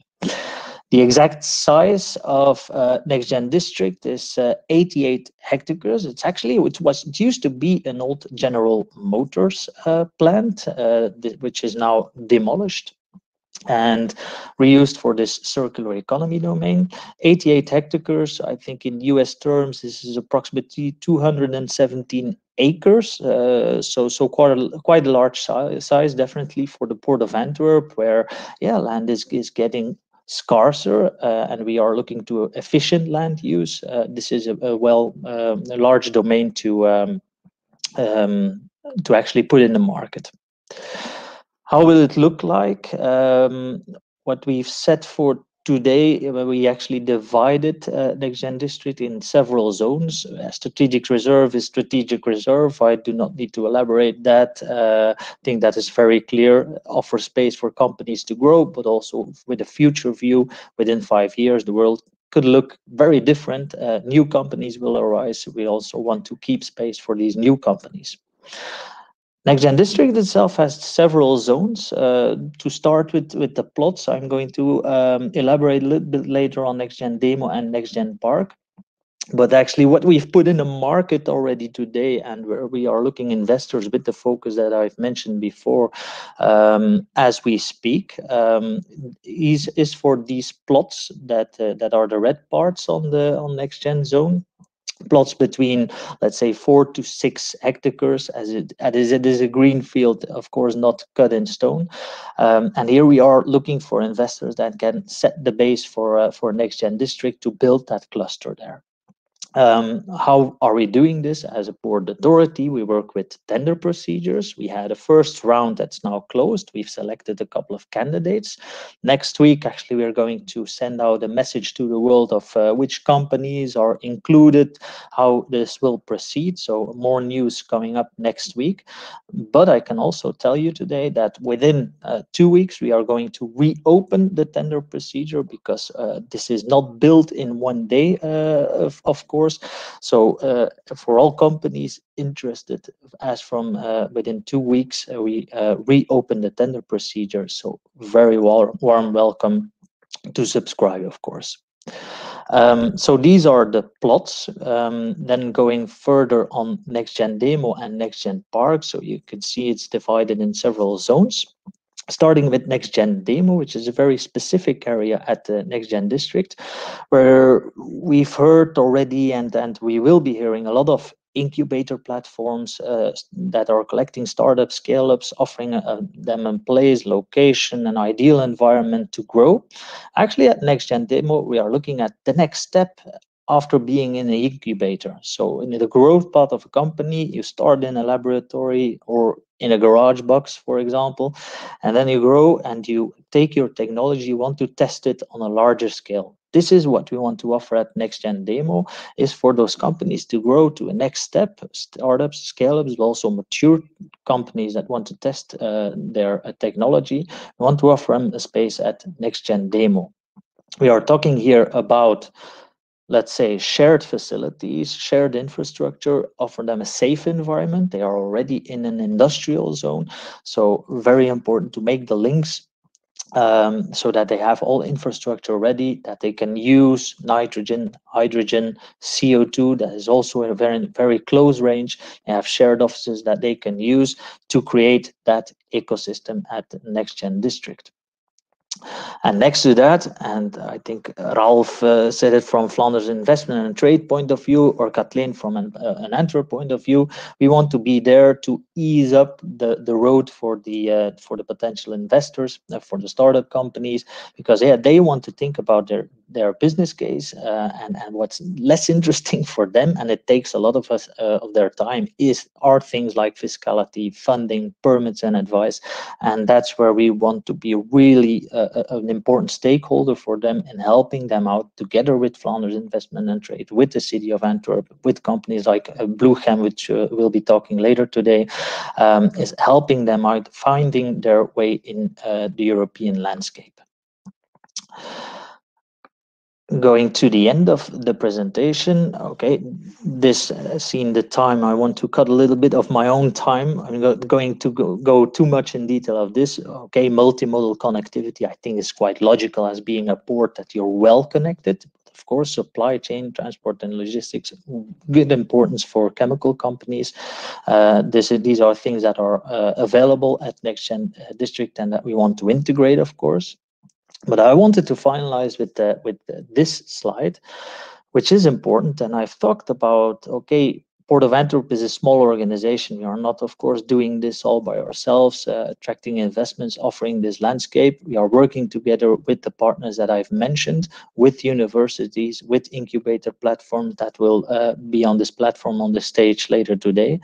But here I really want to make a bridge as well, because we are in, let's say, the same challenges as mentioned as the Port of Houston, as the Houston area, and I put some logos here. I could have put many more on it, but I really want to create a bridge here between Antwerp and between Houston for companies in Houston that want to, let's say, explore the European market. I think Antwerp is the ideal location because they will find a very similar landscape of what they have in Houston, and vice versa. We have a company later on, Q-Pinch, active in the Port of Antwerp area, and I think for them, a very logical step is looking to the United States, and there Houston could be an excellent platform. And that's why I want to do a shout out to all partners in Houston and Antwerp to really go and explore each other, find collaborations, and build, let's say, academies where we can work together in the near future.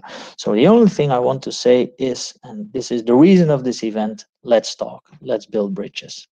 Thank you very much. And Dries, thank you very much for this wonderful presentation on the NextGen District. And there is already someone shouting out back to you from the Port of Houston. It's Rich Burns.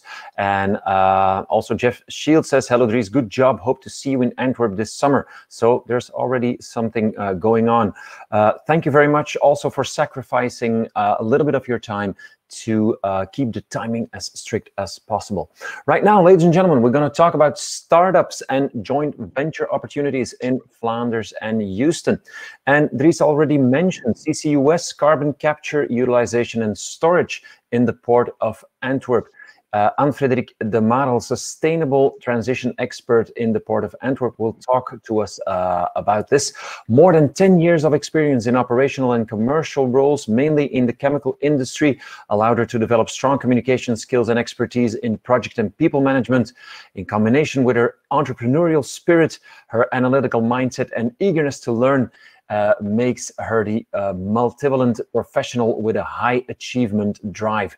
I'm going to give the floor to Anne-Frederik de Marel, sustainable transition expert at the Port of Antwerp. Hello, good afternoon, good morning to all. Thanks for the introduction, Olivier. My objective of today is to explain you briefly what CCUS, why we work on this topic in the Port of Antwerp, and what we try to do on this specific subject. I will try, if I can see, if I can control the slides. Yes. As it is the second day of this event, I don't need to tell you that Europe aims to be climate neutral by 2050, and that it is also the ambition of the Port of Antwerp to be climate neutral, a climate neutral port by 2050. What does those climate goals mean for the Port of Antwerp? Well, we are not only home for maritime and logistics services, but we also have or host the largest integrated fuel and chemical cluster of Europe.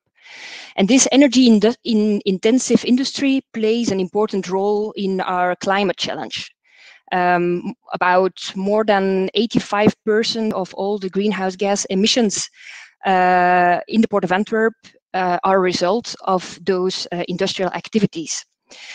So in order to reduce those emissions, briefly, we first need to shift towards clean energy sources, but we also need to manage our carbon sources sustainably and shift towards what we call circular carbon. And Dries touched already that point in the previous presentation. But we know that there is no silver bullet to address the challenges in climate change, and we will need a toolkit of many zero and low carbon technologies. A lot of those technologies are today still in an early development phase, but to reach those climate goals, I will probably not need to convince you that we will need to test them as soon as possible and by preference at scale this decade. So what do we mean with circular carbon? As it was already mentioned before, I will jump over it quickly.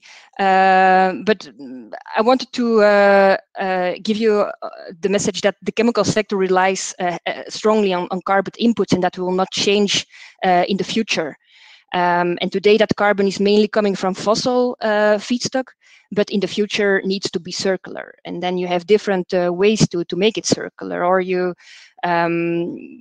it comes from biosources, sustainable biomass to produce, for example, biopolymers, or you reuse the carbon by recycling, for example, plastic waste, or you capture carbon and reuse this carbon as a feedstock for the production of high-value products like chemicals and fuels. And that is what we call carbon capture and utilization. And many of those CCU applications are still in an early development stage and need to be further upscaled. This will probably take several years, and therefore we believe that carbon capture and storage can be a stepstone in our journey towards climate neutrality. Even if many of those applications are not yet ready to be implemented at commercial scale today, within the Port of Antwerp, we actively work on this topic.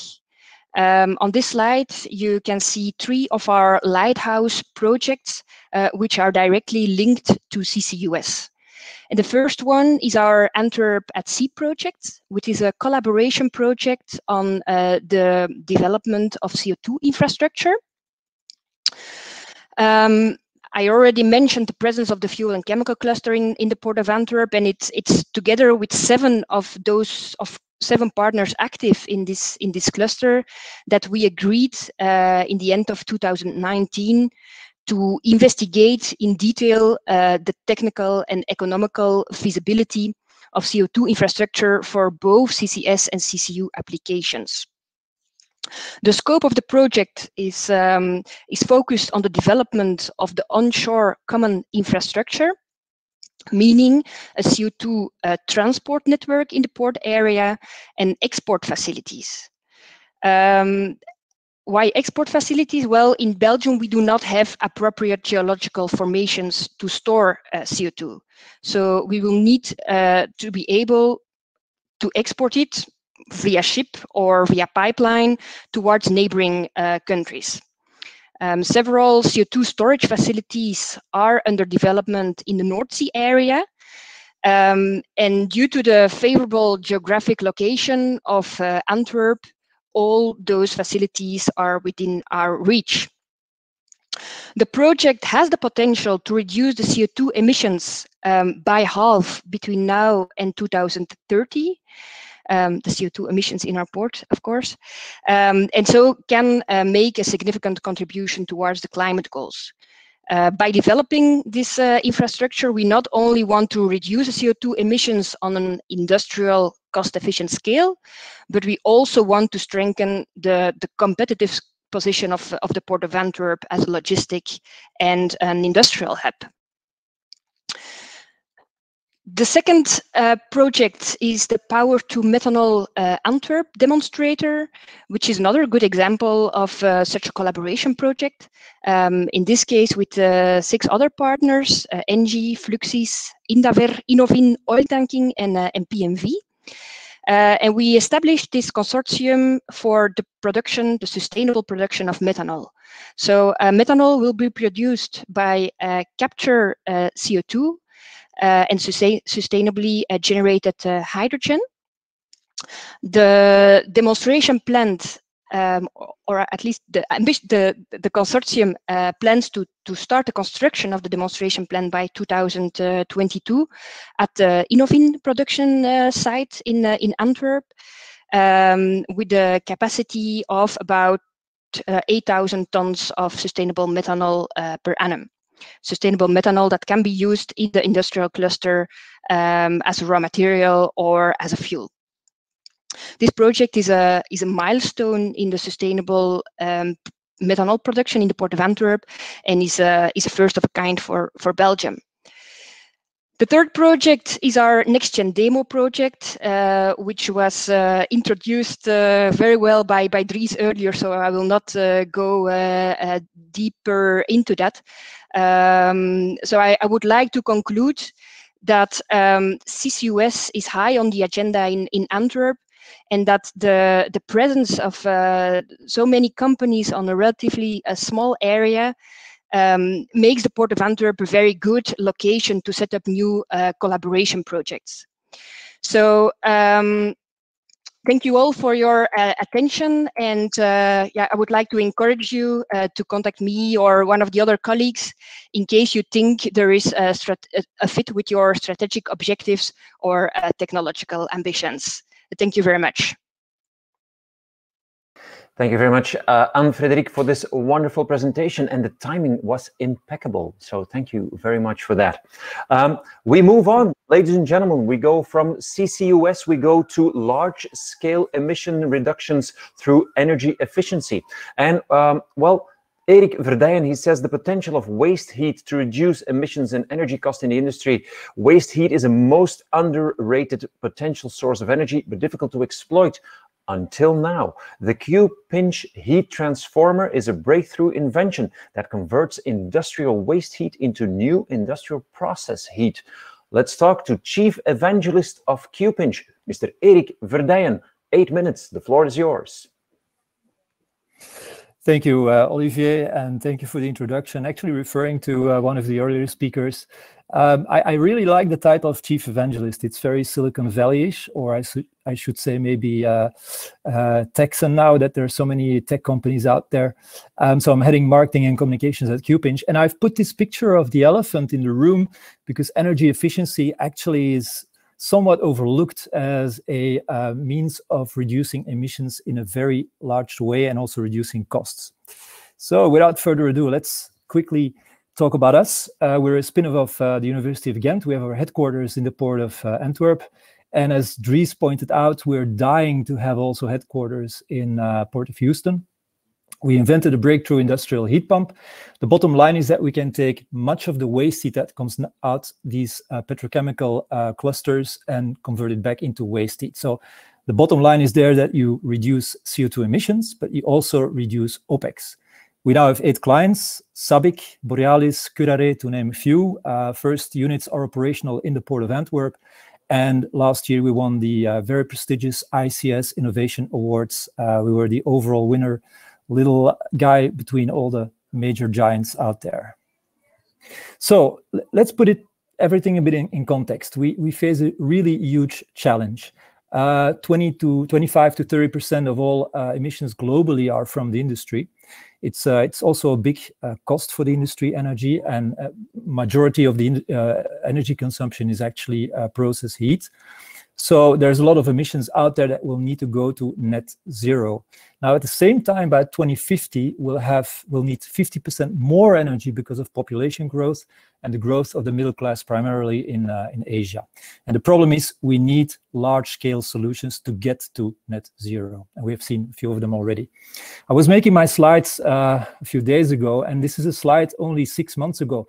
Every time I go speak at these conferences, physically these days, of course, digitally, I ask people that I meet there, what are their expectations? And also on stage, you often hear these figures about future carbon pricing. And so I had this slide, $50 to $100 expected by 2030. Well, actually in Europe, with the ETS system, we're now in May already at $67 per ton CO2. So basically, CO2 taxes are turbocharging the energy OPEX. And what you have to know is that in EU refineries, they are already over the allocated emissions, so it's becoming an extra cost on top of their operational expenses. Now, basically, in petrochemicals, in refineries, in oil and energy, you have 3 major ways of reducing your emissions. Of course, energy substitution is one of them, and in practice that will mean electrification directly or indirectly. But let's face it, natural gas is cheap, and green electricity, bringing it into a petrochemical cluster, and we're talking here about hundreds of megawatts. We have clients that in their cluster even have over 1 gigawatt of thermal energy. Try to make that 24/7 with windmills and solar panels. It's not going to be easy, and it's certainly not going to be cheap.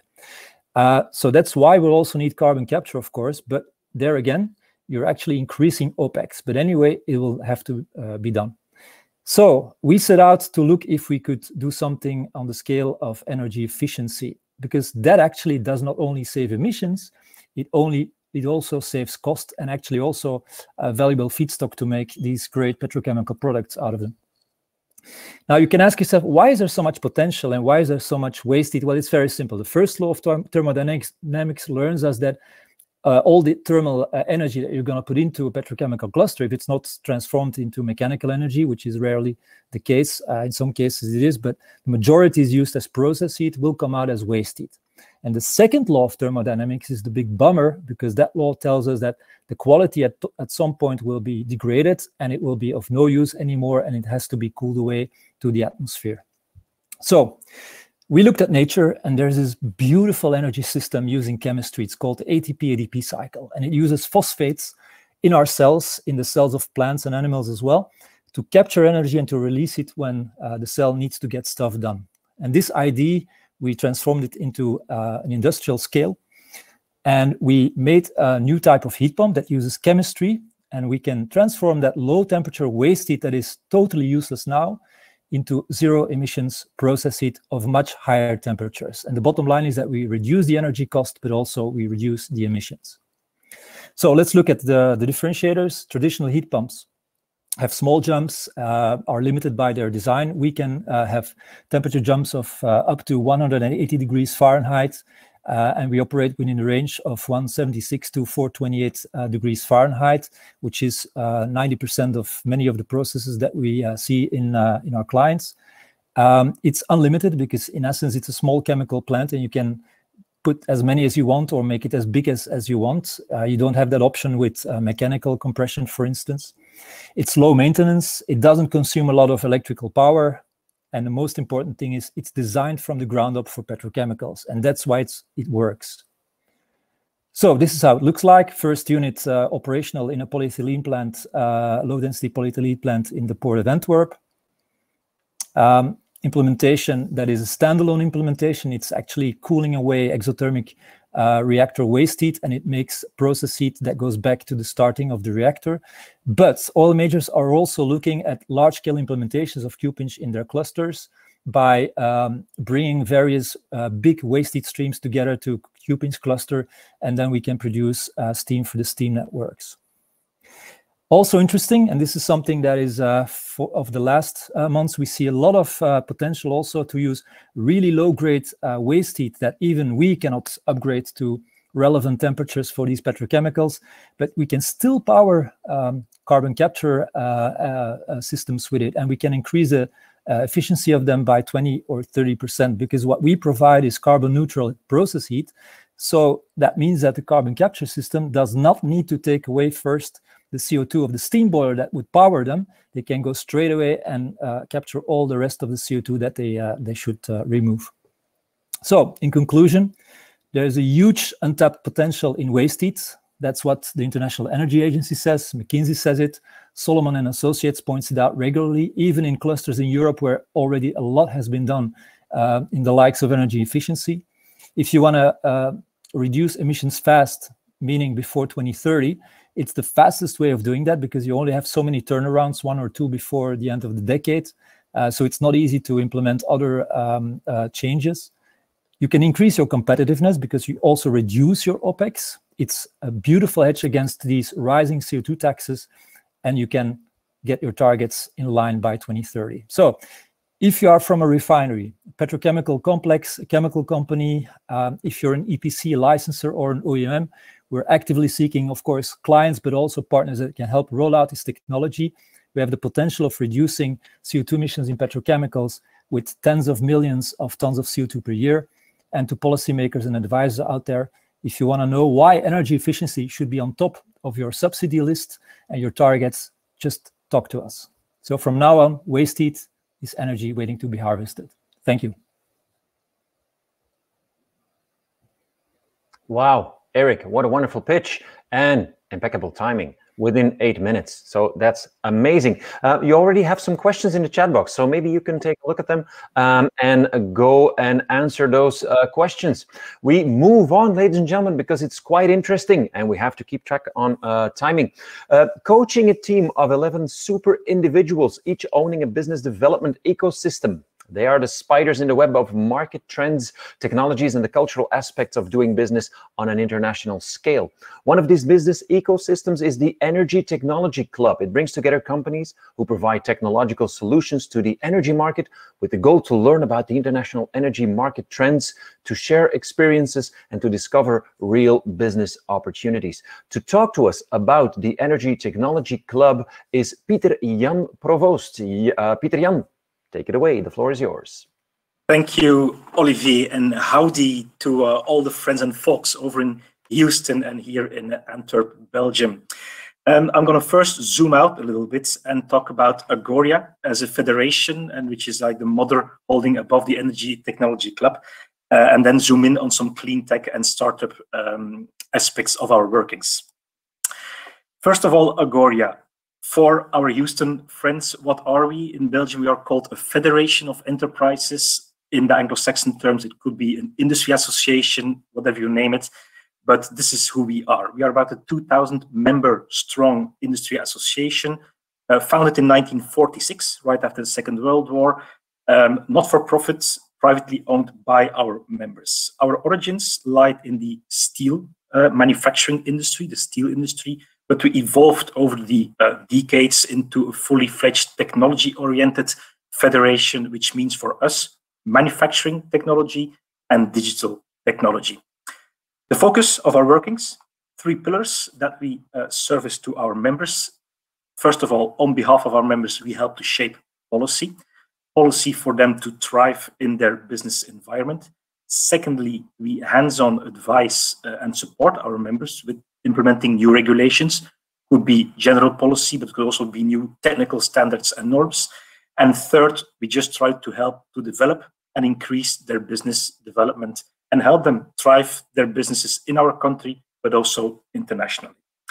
We have a structural relationship with CIRIS, which is our innovation center for the technology industry. 150 experts in technology and manufacturing that join our 200 staff in more an awareness creation and more other more general avenues.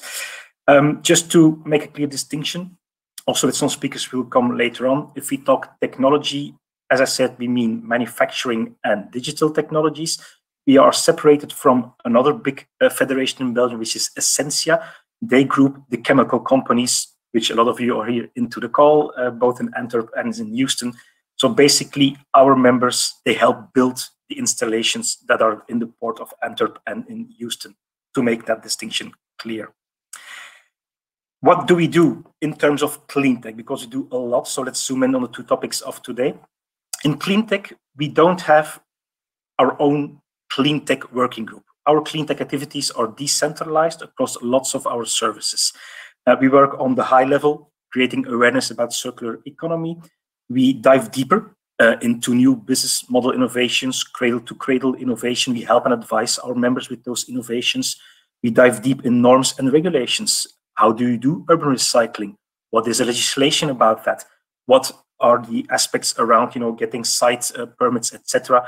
So from a high level circular, we dive deep into the practical level of setting up recycling plants or setting up these programs.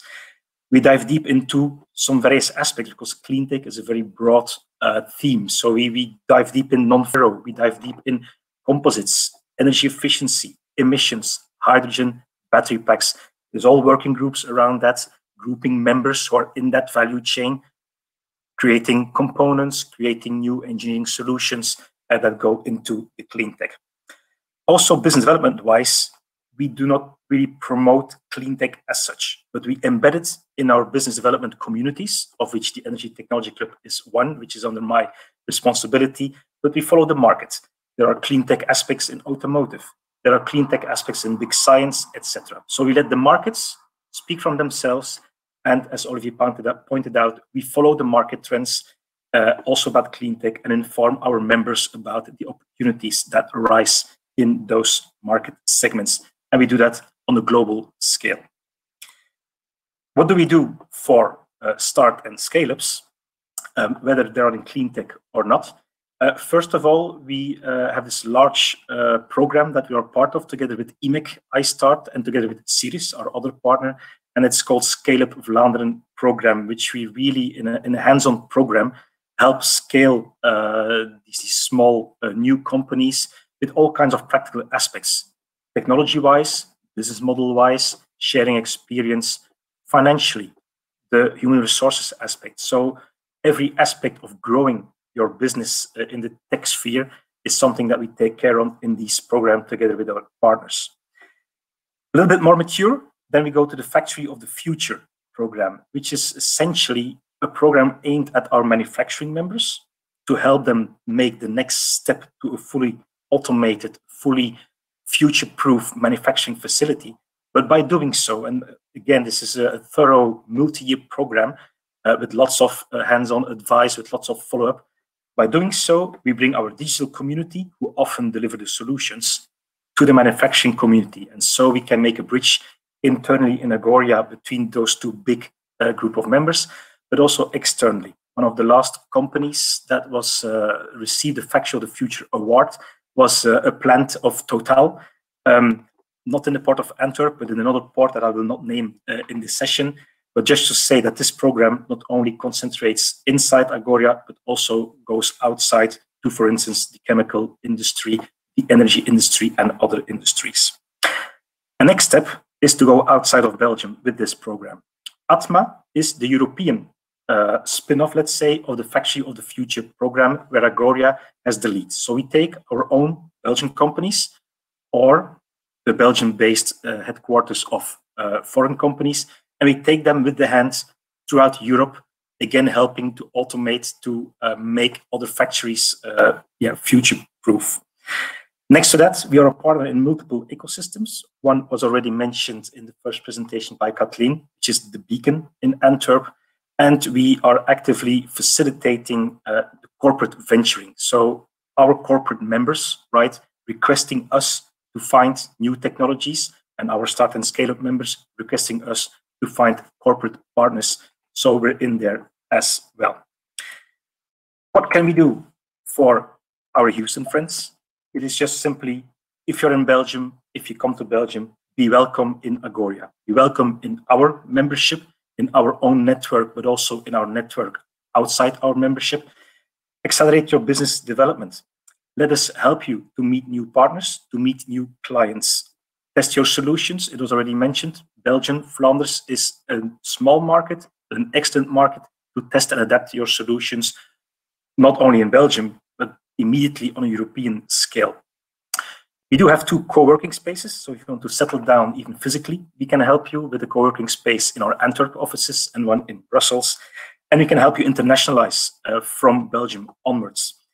One of these international activities is what I do with my business community, the Energy Technology Club, is, for instance, in the energy sphere, is coming a lot of times to Houston, and my heart is aching that I wasn't able to travel to Houston in the last 1.5 years.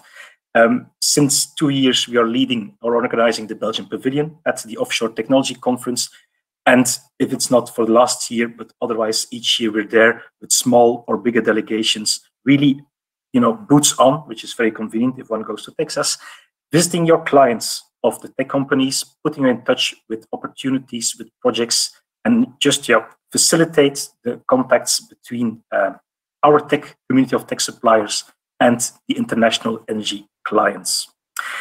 Voilà. My last slide, just to conclude, is my other hat. I am honored to be chairman of the Belgian National Committee of the World Petroleum Council, and I would like to invite all of you to the World Petroleum Congress, the 23rd edition in Houston this December. It's going to be a massive, nice, and interesting event, and I hope to see both the Belgian community, but also my Houstonian friends there. Thank you very much. Thank you very much, Peter Jan. Wonderful. And thank you for the invitation to the 23rd World Petroleum Congress from the 5th until the 9th of December 2021. So anyone who wants to go, please register. We move on, ladies and gentlemen, to our next speaker. Time flies when you're having fun. He's a strategy-focused finance professional working to harness the power of nature through synthetic biology to create economical, low-carbon solutions in heavy industries, and this for a sustainable future. The Director of Corporate Development at Synvita Factory. Please make the floor completely clear for Mr. Blake Manuel. Thanks, Oliver. All right, let's get started. My name is Blake Manuel, as you mentioned, the Director of Corporate Development at Synvita Factory. So the story of Synvita Factory started with a simple but complex idea: to replicate photosynthesis and convert CO2 into glucose or sugar. And that's what we did. The first application to use the CO2 that astronauts breathe out, or the abundant CO2 on Mars, for production of glucose to be used as a calorie source. 2 years, 3 years later, we're actually building that system, and it'll be tested on the International Space Station next year, hopefully. While on the journey to enable this deep space human exploration, we knew that we could have a bigger impact right here on Earth, and that is what was able for us to make common chemicals from CO2 and lower the carbon footprint to help reverse climate change. So our mission kind of evolved into harnessing the power of nature to create economical, low-carbon solutions for a sustainable future, and that's where we sit today. So I probably don't need to spend much time in this slide with this group of folks, but we all know that CO2 levels are increasing, and that reducing emissions is not enough. Industries need to proactively put CO2 out of the cycle and tackle Scope 1 emissions or direct emissions. High footprint companies that ignore this will get cut out of the ESG investment pool and lose their social license to operate, and will become irrelevant to society within the next few decades. So we want to help them become relevant. We're from heavy industries. This is our passion. And we want to really focus on this area of carbon emissions, oil and gas, mining, petrochemicals being kind of our main focus for what we want to attack. So how do we plan to solve this? By harnessing the power of nature using synthetic biology. And synthetic biology is not something everyone is familiar with. It's been in the news a little bit lately, but what exactly is it? It's a fancy phrase that it sounds impressive, but it just means enhancing or engineering the genes of microorganisms. And I know what you're thinking, sounds kind of a little weird, kind of maybe science fiction type stuff, and yes and no. For millennia, we've been using microorganisms to make things like alcohol by feeding sugar to yeast. And thanks to modern science, we have the power to sequence and edit DNA of millions of various organisms. And this allows us to fine-tune these reactions found in nature that make them economical for industrial applications. The picture on the left shows just that. We can use bioinformatics, which is the study of biological data, sort of the information and coding that makes organisms tick, to find and create these powerful organisms that can use CO2 and CH4 as feedstock and produce an industrial chemical product. Along with being able to utilize feedstock that is current waste and a liability, the technology is IP driven, as engineered microorganisms can be protected, along with the trade secrets for editing these genes. The process can be scaled for various applications, and compared to conventional electrochemical methods, the CapEx is lower due to ambient pressure and temperature requirements. So there are numerous applications for industrial synthetic biology. For us, we're initially focusing on the petrochemical manufacturing market, which is approximately $440 billion. And although the current market for CCUS is $3 billion and projected to be $6 billion by 2026, we actually think these are pretty conservative numbers, considering all the sort of, I guess, momentum that we've seen in this space over the last, call it 18 months. So how does synvita operate? We're a platform company. And what this means is we won't own and operate the chemical plants ourselves, but we will work with industry partners to develop the technology and bring it to market, where we will license the technology to our partners and help them develop their applications. This allows us to focus on our expertise of biotechnology and genetic engineering and scale faster by working with those who have experience in large CapEx projects. We work with these partners to scale the applications in phase 1, which is where we demonstrate the feasibility at lab scale and perform most of our research and begin genetic engineering. In phase 2, we begin to develop the downstream processing and scale the reaction to 1,000 liters while continuing to optimize the strain through engineering to get the yield necessary for the economics to work out. Phase 3 is where we work with the clients to demonstrate full production process through a pre-commercial pilot plant, and then we move on to the full-scale commercial plant. We've currently performed 3 projects in the chemical space, with one bioethylene, CO2 to bioethylene, which we're partnered with Oxy on, that we announced we're starting to build the 1,000-liter pilot plant in the next year. And then we have another one that's pending to move to phase 2 also. We did a little over $1 million in revenue last year and projecting $4 to $5 million in revenue in 2021. So where does synvita Factory kind of fit in this industrial biotechnology, synthetic biology space? We differentiate ourselves by focusing on CO2 as a feedstock and operating as a platform company. This allows us to tackle the major issue for our heavy industry clients, carbon emission reduction, and scale quickly through the platform model, where we aren't as capital constrained as if we're building and operating and owning these factories ourselves. So who is going to take us to this carbon utilization promised land? This team right here, a mix of scientists, engineers, business folks, streamers, industry experts, an all-around nerdy group of folks. Tara Karimi is our co-founder and chief technology officer with over 20 years studying biomimicry and a Springer book on the topic. Naimal and Marcio have over 30 years in micro and molecular biology with academic research and startup experience. On the commercial side, we have Moji Karimi, who is our CEO and co-founder and has been commercializing new technology into oil and gas his entire career, along with Roger, our VP of technical commercialization, who has also spent his career focusing on new technologies, but within the chemical manufacturing space, and myself, who've worked in the energy career from everything from oil field services, R&D, operations, to M&A and restructuring, et cetera.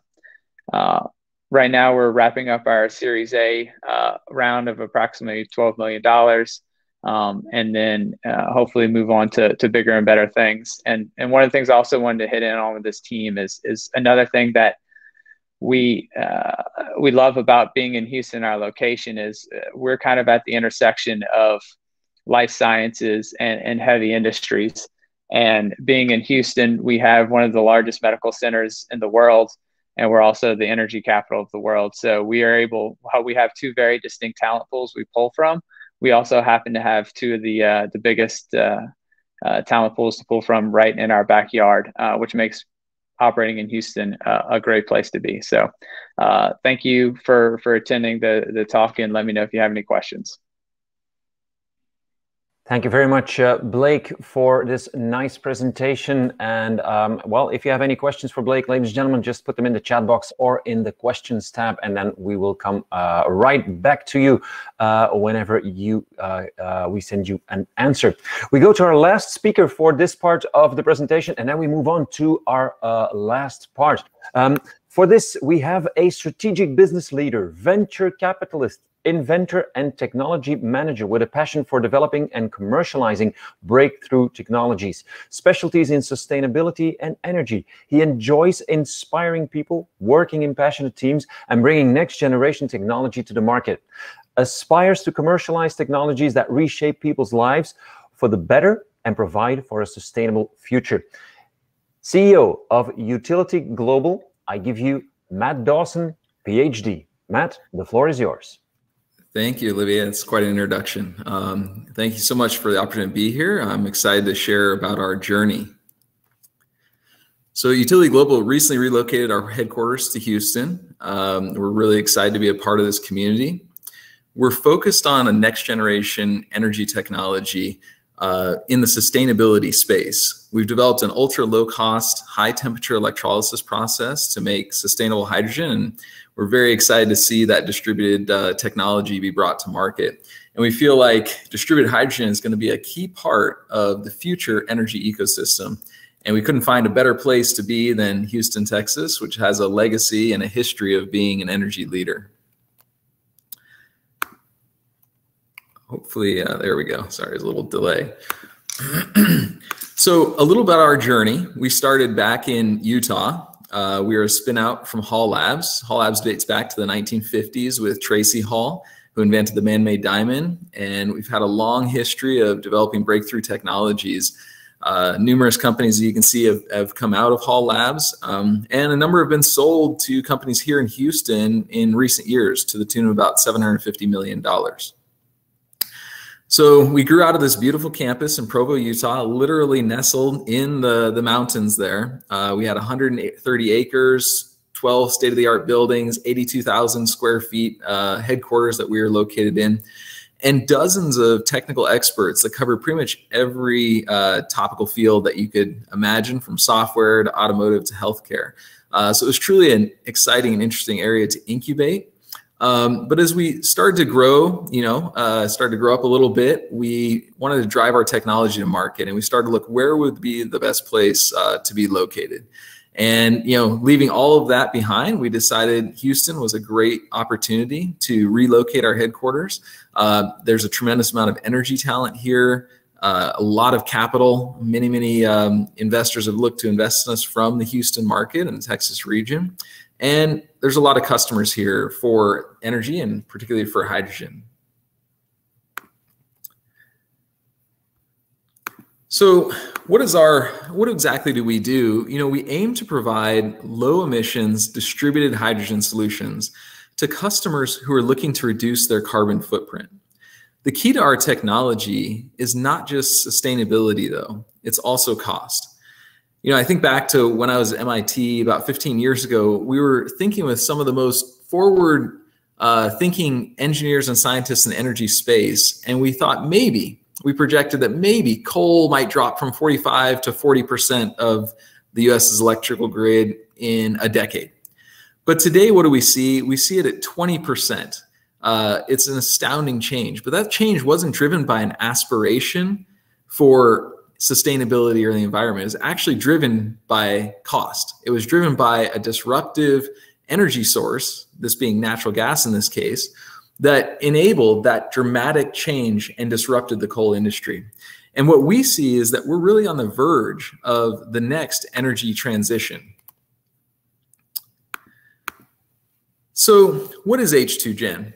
In its simplest form, it takes waste and water, and it converts it into high purity hydrogen at exceptionally low cost.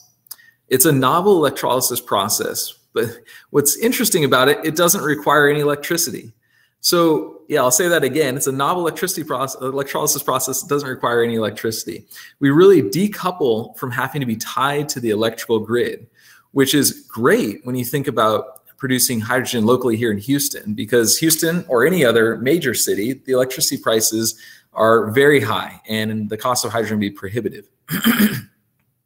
But it's also great because you don't have to produce electricity or you don't have to produce hydrogen in the middle of West Texas off of clean renewables, because you have the issue of transporting it to the market. So if you look at the cost picture, it really makes a lot of sense to make hydrogen on site.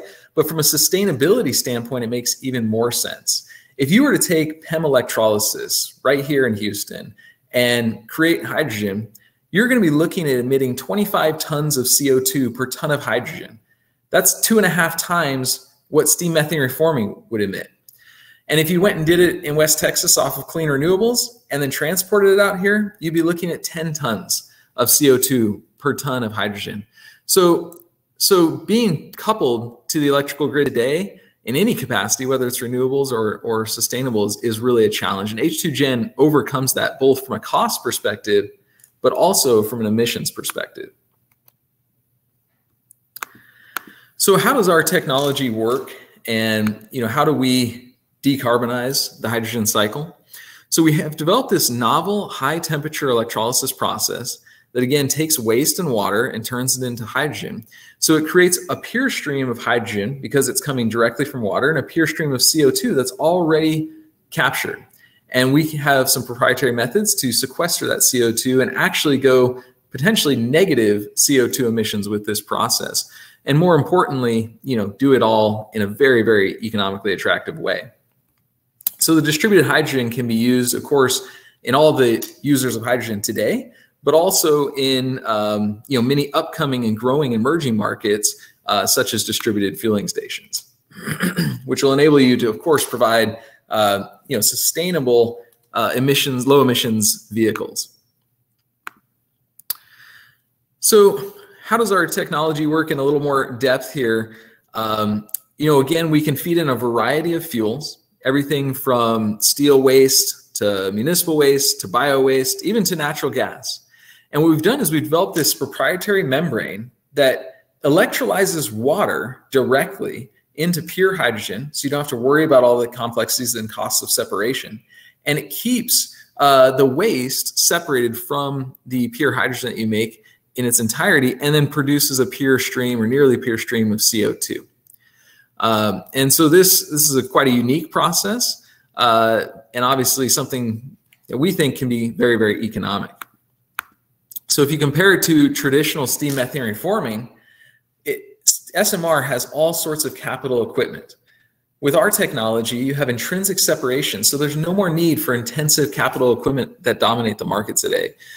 We can get rid of the compressors, the steam methane reforming, the water gas shift, the PSAs, and really drive the cost of the system down. What's also interesting about our technology is the biggest problem with hydrogen today is not necessarily its emissions alone, although that's a big problem. It's actually the cost of getting it to the customer. So if you look at this chart, it shows you the cost of compressing, distributing, storing, and decompressing the hydrogen is really where the real cost is to many of the consumers. The average price in California was $16.50 in 2019 for distributed hydrogen, but most customers still pay $6 to $8 a kilogram depending on where they are.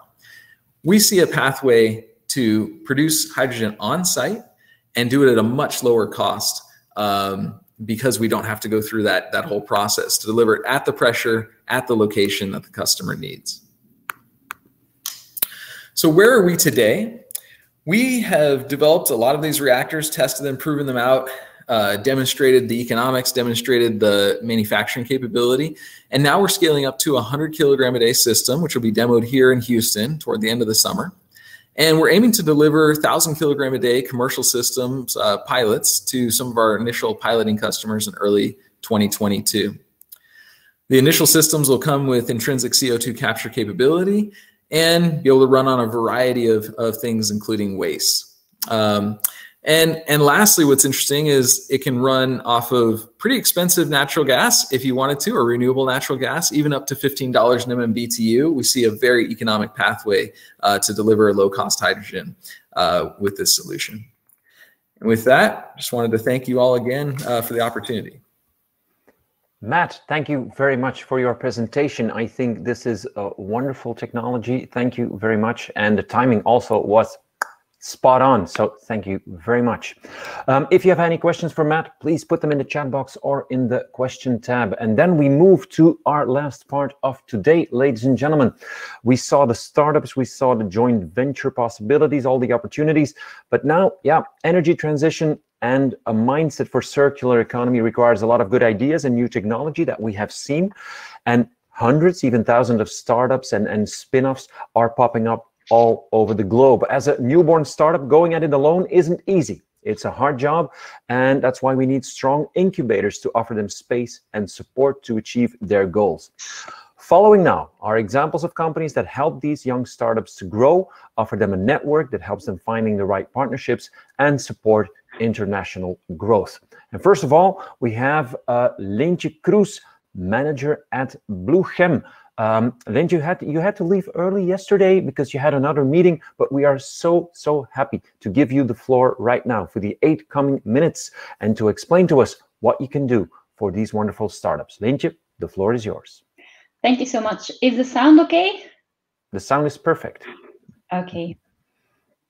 So welcome all of you. My name is Leentje Kroes. I'm manager at Bluegate. Bluegate is the incubator for sustainable chemistry. So what we do is we provide a breeding place, a place where young startups and scale-ups can grow and where they can connect with other players, whether it be potential suppliers, clients, other big companies, other startups and scale-ups. We have them all in-house and in our network. So what are we talking about when we're talking about sustainable chemistry? We see it as quite a broad field. So it has to do with everything related to circularity, resource efficiency, recycling, also everything that's resource related. So any bio-based value chains or changing material use from petro-based resources to bio-based resources. Anything process related, so whether you're intensifying processes or transforming processes, anything that makes your process operate with less energy use, less material use, and less waste generation. And of course, last but not least, what we call advanced sustainable products. Not every product needs to be bio-based or recycled to be good or advanced and sustainable. Thinking of lightweight plastics, for instance, and so those things are also something that we consider to be part of sustainable chemistry. Bluegate is an incubator, but we do look at both startups and scale-ups, so companies in either the introduction phase or the growth phase. How long a company can stay at our incubator at Bluegate purely depends on how large the company is. So that depends on how much size they would be asking inside our incubator, how many square footage they would need.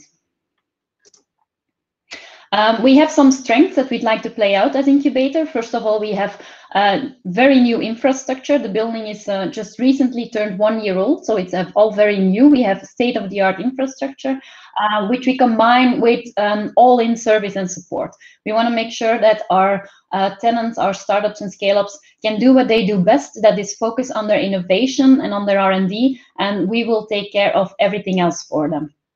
We're situated in a top location, just about half an hour earlier. Dries also mentioned it, so we're near the city of Antwerp and near the port. We also have financial support for our startups. I will come to that in just a minute. And we have a unique ecosystem that we use to advance our tenants and our startups and scale-ups. About our state-of-the-art, so we have a building of about 3,400 square meters. Which has about 900 square meters of lab space.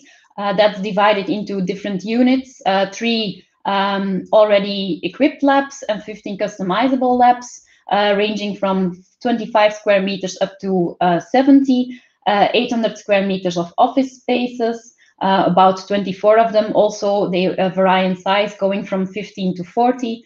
We have flexible workplaces, or what you call co-working stations, and meeting rooms, boardrooms, and of course, also any supplementary rooms like storage rooms, technical rooms, a place where people can have lunch and all those things. I said that we also have financial support. Well, more specifically, the city of Antwerp, they started a fund, the Bluegate Kickstart Fund, because we have so many unequipped labs. We have 15 unequipped labs, and we know that for a startup, it's a big investment to equip a chemical lab. And we know that, well, cash flow is often one of the hurdles that they face. So the city of Antwerp offers 700 euros per square meter of subsidy to help pay for the lab installation. About the variety of services and support that we offer. First of all, we offer all kinds of services that are, let's say, infrastructure related. So we make sure that the offices are furnished, we make sure that everything is clean, maintained, that there's security, that the Wi-Fi and the internet is working correctly, that they can use all the general areas. We coordinate the waste pickup so that they have more time to focus on their R&D and their innovation. And besides these services, we also offer, or with our strategic partners, we offer some specialized advice, because we know that almost any startup or scale-up at some point has some legal questions, some questions about financing, entrepreneurship, about setting strategy goals, building a good business plan, managing operations, also about scaling up and growth. So we have that close connection with NextGen District and the Port of Antwerp that Dries talked about, which provides brilliant opportunities for growth and scaling up. We also have a digital player who offers digital solutions, guidance with using AI and data science to advance innovation and R&D. And last but not least, we have a player who is focused on anything related to safety, health, and the environment, because for our startups, well, generally in our sector, that's always one of the top priorities. And we have a very, very big industrial and knowledge ecosystem with Bluegate. Via our partners, our board members, but also via several government agencies, connections to other industries, to potential investors, venture capitalists, to all universities, well, definitely all universities in Flanders and Belgium, but also different other universities across Europe. With the federations, whether it's our own sector federation for chemistry, plastics, and life sciences, Essentia, but also federations for other sectors, because there are more and more crossover projects. So we also have those connections, and we use our extensive network to advance our tenants and our startups and scale-ups. We use our connections to help them and to help them find the right partners to work with. About our location, I'll go over it quickly, because I think by this time you probably have seen like 50 maps of Antwerp, probably. But we're just outside the city center, about 4 kilometers, and we're located on a very new, eco-friendly, and in the future will be CO2 neutral business site named Bluegate Antwerp. And I think now, Olivier, that we can start a short video if we still have time.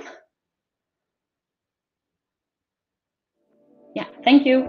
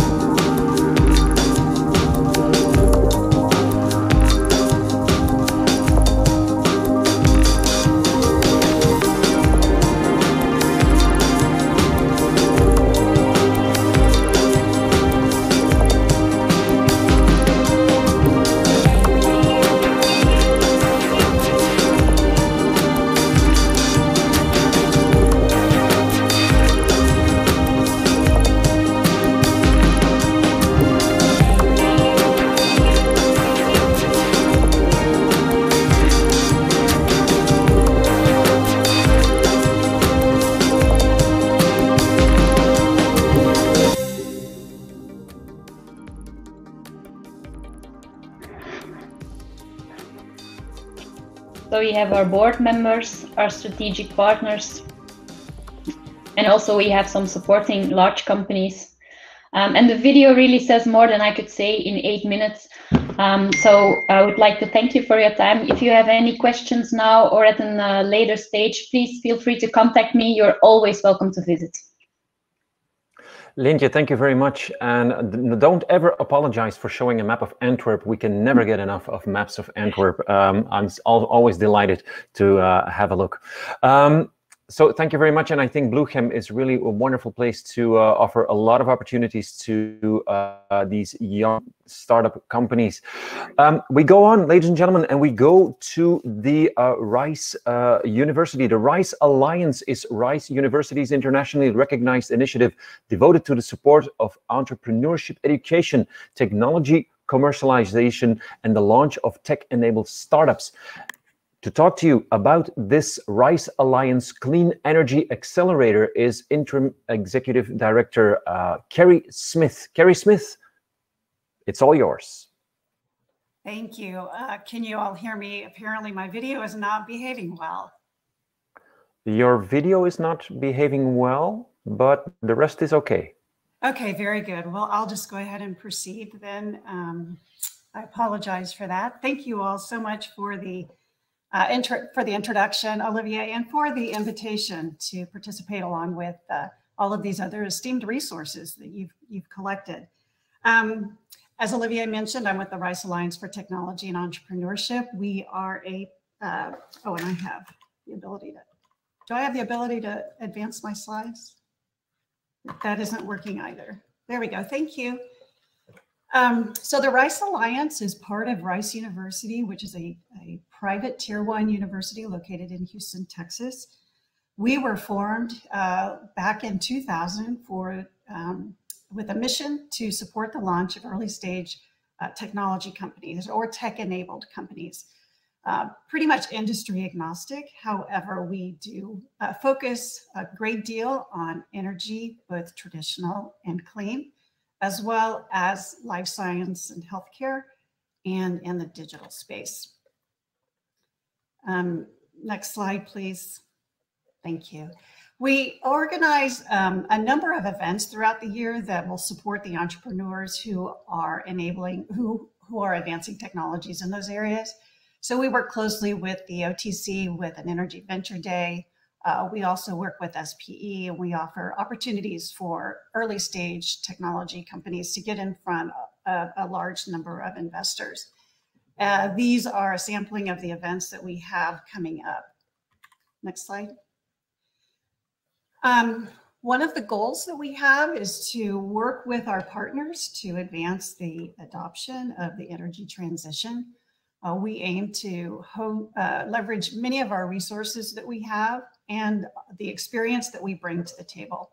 So over the course of the last 20 years, we have seen about 840 different energy technology companies come through our program that have collectively raised about $6.5 billion.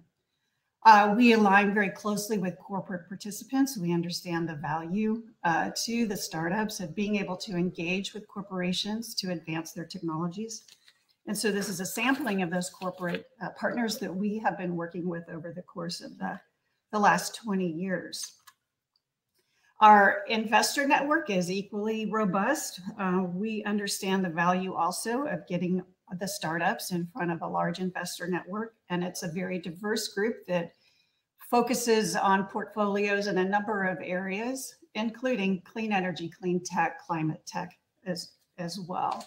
We believe that this network is part of the competitive advantage that we provide to the startups that we work with. Next slide, please. So last fall, we launched the Rice Alliance Clean Energy Accelerator. And it is an initiative that's focused on supporting the success of tech-enabled ventures who are advancing solutions that offer decarbonization technologies and also energy efficiency strategies. This is a 12-week accelerator. It's a cohort-based program modeled closely after the TechStars approach, cohort-based program that will run from late June through late August of this year. And they will celebrate their demo day, if you will, in conjunction with the Energy and Technology Venture Forum scheduled at the Rice Alliance on September 15th or 16th. Over the course of the summer, they will, the startups that will be invited to participate will have access to pilots, field trials. They'll be introduced to our corporate venture capital partners, to our investor network, in order to better position them for success and increase their likelihood of success down the road. It does not cost the participants to participate in this. It is free to the startups, funded predominantly through our partnerships with corporate. Oops, if we can go back. The accelerator is open to early stage startups that are either solving for energy efficiency improvements, developing energy derived from zero emission resources, sources, or they're curbing the environmental impact of all types of energy production through distribution or usage, or enabling any progress towards net carbon zero. We are focused predominantly on early stage startups who have some validation and have proven that there is a market product fit, but that are likely in the MVP stage and need assistance with connections to industry. This is the first class that applied. We just closed applications a little over 3 weeks ago. We're currently vetting the applications now. We were very pleased to see that we had a highly competitive applicant pool. And so it also was representative of international participation or interest as well. Largely though, approximately half of our applicants were from the United States. The rest were from other parts of the country, with Canada having the largest showing after that. But roughly 50% of the startups that applied are trying to solve for energy efficiencies, or energy inefficiencies, I should say, by bringing to the table some new technologies that they have there. We are, as we just launched last fall, we are a small but mighty team. We are building out a robust team that will include technical talent in the form of executives in residence. We have identified some individuals who will be joining us this summer to be able to make those connections into the energy industry in a number of sectors. And so we'll be excited to share that information coming very soon about that. And then of course, we also have the support of the Rice Alliance team, and then a mentor network that we're assembling that will be quite diverse and robust. Our first class launches in late June. And again, I mentioned that our demo day will be in September at the Energy and Clean Technology Venture Forum that we host at the Rice Alliance. And as we position our startups for success, we understand that they need connections for the energy transition. And so we have partnered with each of these organizations through the Clean Energy Accelerator, led by our relationship with Wells Fargo. So we're very pleased with the leadership that they've provided in terms of establishing the Clean Energy Accelerator, and are looking forward to a stellar initial cohort and positioning these startups for the things that they need. Short and sweet, but I just wanted to give you a flavor for some of the things that we're doing here at the Rice Alliance and at Rice University in Texas, and happy to answer questions along the way. Thank you guys again so much for the invitation. Thank you very much, Carrie Smith, for the wonderful presentation, and thank you for everything that you are doing for these companies. And I think if you have questions, ladies and gentlemen, just put them in the chat box or in the questions section, and Carrie can come back to you as soon as possible.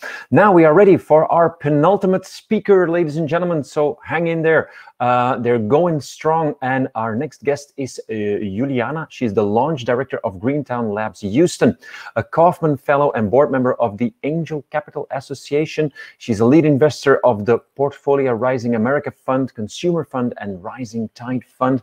She's the president of the Business Angel Minority Association and an advisory board member of the Cougar Venture Fund and the Houston Diversity Fund. Wow, that's a huge business card you have there. But now you're addressing us as the launch director of Greentown Labs. So Juliana, I give you the entire floor. Thank you. Thank you for having me. So good morning, everybody, or good evening, or wherever you are. I'm Juliana, the launch director of Greentown Labs Houston. Let me see, how can I move? Oh, there you go. So Greentown Labs is the largest climate tech incubator in North America. Today, like this year, 2021 is our 10th anniversary. We are headquarters out of Boston, Massachusetts, and we started as a grassroots initiative by 4 entrepreneurs who actually outgrew their MIT lab and needed some space for prototyping. These 4 entrepreneurs who ended up at a basement in South Boston pretty soon grew to 15 entrepreneurs, and the 4 initial entrepreneurs didn't know how to handle the situation. And that's when our CEO, Emily Reichert, came in. And not only she took over Greentown Labs, but also she moved them to Somerville on the outskirts of Boston. And now we have 3 buildings, a campus of 3 buildings, accounting to 100,000 square feet, of which 60% are prototyping labs. And that's why we call ourselves Greentown Labs. Our focus is climate tech. And if you can see what climate tech is, we're going to tell you exactly what it is. It's not only about clean energy and storage, and you can see some of our companies there, but also ag tech and water, efficient transportation, efficient buildings, manufacturing, and everything that has to do with resilience platforms like AI, IoT, and carbon capture and utilization. So in terms of what we have achieved in 10 years in Boston, we have already incubated more than 300 companies. Our survival rate is 88%, so that's much, much higher than many other incubators out there, and it's because we have very good deals that come in, and many, come from great partners like Mass Challenge, and I'm pretty sure that the Rice Alliance Clean Energy Accelerator is going to be one of them. So our startups have raised more than 1.3 billion and 1.6 billion in terms of economic impact they've generated, with 6,500 jobs created and 230 million in revenues. And if you see our member growth, we talk about startups as members. We have actually doubled in size every 2.5 years, and that's when we needed a new building. So one of the things you need to see is where we fit in this journey to innovation. And as I mentioned before, many companies come from a university, like our initial entrepreneurs came from MIT. Then they go through a contest, that could be the Rice Business Plan competition here in Houston. Then they go through an acceleration program that can be like Mass Challenge or many others. And that's when they get seed funds and they can come to our incubator. So we help them with prototyping, pilots, small scale manufacturing. 80% of our companies are hardware B2B. So we really specialize on that. And that's why we have this set up where 2/3 of our space is prototyping. But then we also help them with their Series A. We have a network of 500 or more than 500 investors that receive monthly updates on what companies are raising, and then they basically scale. So our companies in general come with 2 funders, stay an average of 2 years with us, and they leave once they've raised their Series A and scale to 10 to 15 people. And that's when they outgrow our premises. But in general, they want to stay connected. Many of them in Boston have moved to the building that is next to ours. And then they also decide to take over what we call our alumni membership. So one of the things that is extremely important for us, because most of our companies are B2B SaaS companies, is the relationship with corporations, because these corporations at the end are going to be involved with our startups, either by buying or, many are going to be investing or getting pilots or any kind of project collaborations or R&D contracts, joint development agreements, or having them as customers or potential acquirer. So these are some of the success stories that have happened in Boston and pretty soon are starting to happen in Houston. And we are not the typical accelerator or incubator that you could see in Silicon Valley, where you have like, you know, from IP to IPO. Our companies in general need to get to partner with big corporations. And that's why our advisory boards are full of representatives from big corporations who help them in this path from startup to corporation. And we really are, you know, I would say, making that path more efficient. Why we decided to expand to Houston, and this is our first ever expansion. Well, it's a global energy capital. So if we want to solve climate change, we need to be there too. We cannot solve it only from the East Coast and the West Coast. We had quite a few committed champions. As you can see, all these logos, you know, many of them have a very strong presence in Houston. So they wanted us to have also a presence here. And also the mayor of Houston was critical also with the Greater Houston Partnership to help us, you know, connect and realize that we were filling a gap, that there's no climate tech specific incubator in Houston, although there's a very burgeoning startup ecosystem with a lot of newcomers that have actually presented here. So as I mentioned, the mayor has been supporting us all over this journey that ended up, or actually it started at Earth Day last April 22nd when we did our grand opening. And in Houston, you know, our mission is not only about growing innovation scale like we did in Boston, but also building an ecosystem. Houston has all the elements for a strong climate tech ecosystem, but we wanted to put them all together, and we really believe that Greentown Labs can be the catalyst for that.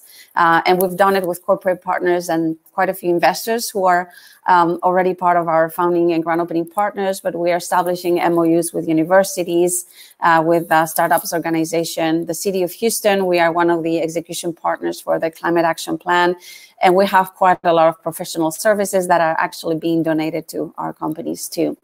So in Houston, we come up with a building that's going to host more than 50 startups. It's 40,000 square feet and also has 120 desks for co-working space. And we are actually refurbishing an old Fiesta supermarket, a Mexican grocery shop. So we're also repurposing buildings, and that's what we do. So this is what our space looks like. On the left side, you have our co-working space, and on the right side, our prototyping labs. And, you know, we are almost done. Only a few items as a punch list, and we have already 30 members that are actually members of Greentown Labs Houston. We don't have cohorts. We are an incubator, so we actually get companies on a rolling basis in all of these areas. And we have already some of these members that started on a virtual way because of COVID and because we didn't have a building, have already moved into our space. So more than half are already here. In terms of what we do, we did a lot of virtual events with Boston, but now that we have a building and things are a little safer, we have already started using our space for what we call our Taco Tuesday on the left. And today, actually, we're having Transition on Tap, our first happy hour at 5 p.m. So if anybody's in Houston and wants to join us, feel free to come over. And I wanted to thank, lastly, the founding partners and grand opening partners that was when, you know, were able to sponsor us to make Greentown Houston a reality. And as you can see here, we have quite a lot of very diverse partners. That's one of the things that our board in Boston wanted to achieve once they got a letter from the mayor of Houston asking us to expand to Houston because he really thought we could catalyze the energy transition. The Boston board said yes, but let's make sure that this adventure is not only funded by oil and gas companies. And I think we really have achieved that. So thanks, everybody. This is our advisory board and our events, and glad to answer any question on the chat. All right, Juliana, thank you very much. And I remember that at 5 p.m. it's happy hour, so we're all going. Happy hour. We call it Transition on Tap. So okay, we're all coming over there. So I think there's still time to catch a plane. Thank you very much for this wonderful presentation. And like Brad said in the chat box, very impressive numbers. So Thank you very much. And now, ladies and gentlemen, we are ready for the last speaker of today. He works tirelessly to help startups navigate the commercial and technical landscape of clean energy. As executive director, he's responsible for overseeing all external activities and is hyper-focused on participant company success. He's passionate about the mission to advance cleaner, affordable energy, and firmly believes that cultivating a thriving startup community starts with trust and inclusion. I give to you Executive Director of Haliburton Labs, Scott Gale. All right, thank you, Olivier. Just confirm you can hear me all right? Yes, perfect. All right, super. Well, appreciate everybody sticking around here to the end to learn a little bit more about Haliburton Labs. So let me just tick through a couple of items here. Thrilled to be here with you this morning and afternoon. So why does Haliburton Labs exist? So we believe that the energy transition is real. It's unfolding before us. We recognize that it's going to take a long time to get to the energy system of the future, but it's going to come from lots of different energy sources. And we believe that hundreds, if not thousands, of different technological advances are going to be required for us to get there, to achieve our climate-based goals as a society broadly. And so the other thing that we look at and is a driving force behind the formation of Haliburton Labs is much of what's already been discussed in the program today in terms of the needs of early stage companies. They need opportunities to demonstrate their technology, to raise funds, to look for mentorship and advisement as they move along their path and where they're at on their journey. And so for us at Haliburton Labs, our mission is to advance cleaner, affordable energy. And we seek to create an open and collaborative environment where we provide an industrial wrapper, for lack of a better term, to put around our participant companies. We give them access to our facilities, our people, our business and investor network around the world.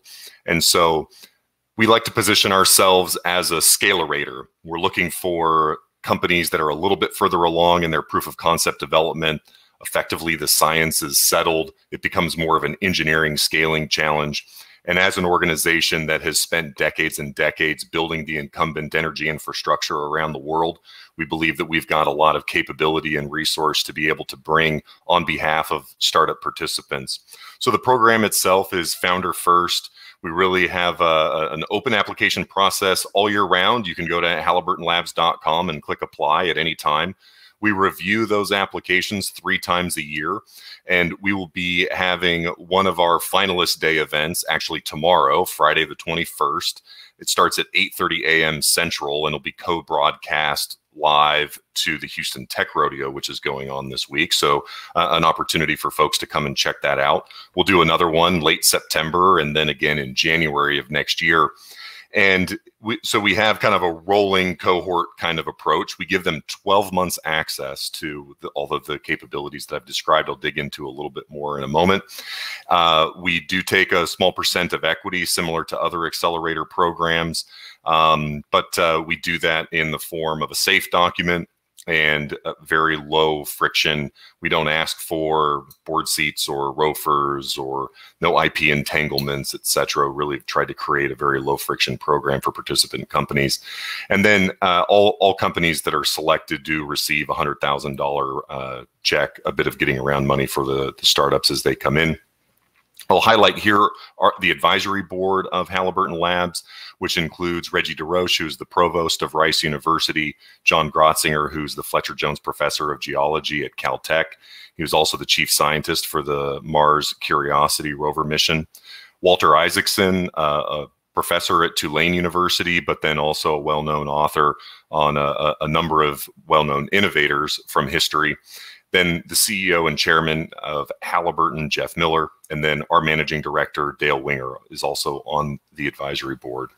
And so if I just jump to the next slide here in terms of what we think kind of makes us unique, our focus really is primarily around tangible tech or tough tech. So hardware, material science, chemistry, recognizing that companies that are solving challenges in those areas need additional support, help. It's harder to iterate and requires more capital to sort of achieve scale. And so we provide a very hands-on mentoring and coaching approach. So I like to think that we triage the challenges of our startup participant companies and help get them in touch, whether that's an internal Haliburton resource or something from our broader network. We actively get them in touch with the investors, members of our supply chain, customers, whatever that might look like across our vast network. And then a couple of images on the right-hand side just to kind of represent the breadth of facilities and capabilities that we've made available to our participant companies. In the upper right, 6,000 square foot of wet and electromechanical lab space that's embedded in our Global Technology Center with all of the appropriate support facilities and capabilities, our global analytical lab, for example, et cetera, that they have access to. And then down below is an example of one of our maker spaces. It's roughly a 10,000 square foot facility. As you can see, maybe in the image, a couple of 5-ton overhead cranes, in and out access, forklift access, delivery, utilities, et cetera, to enable them to drive pilot facilities or other demonstration opportunities. And so those are a couple of key items that we make available to our participant companies. And so let me talk just a little bit about kind of the stage of company and then talk about a few of the companies that we have participating currently. And so again, our mission to advance cleaner, affordable energy takes on a pretty broad definition that includes power generation, energy storage, energy conservation, and even looking at circular economy kinds of things. And so as I've already touched on, primarily physical science and kind of tangible tech is our starting point. We do look at a few tech-enabled infrastructure kinds of items, but recognize that there are a lot of other resources for software companies that are out there.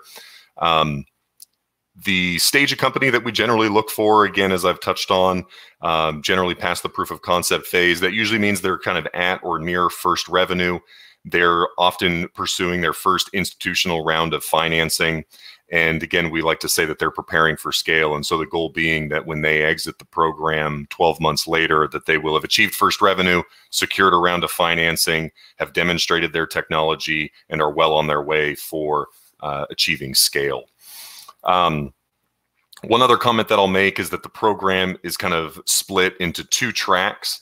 One is the mentorship. So at any given time, if there's a need or an issue, we meet them where they're at, address that issue, put them in touch with folks that can help them work through that problem or challenge. And then we also have a structured curriculum. So every Thursday afternoon, we make available a topic, whether from a Haliburton expert or from somebody in our network.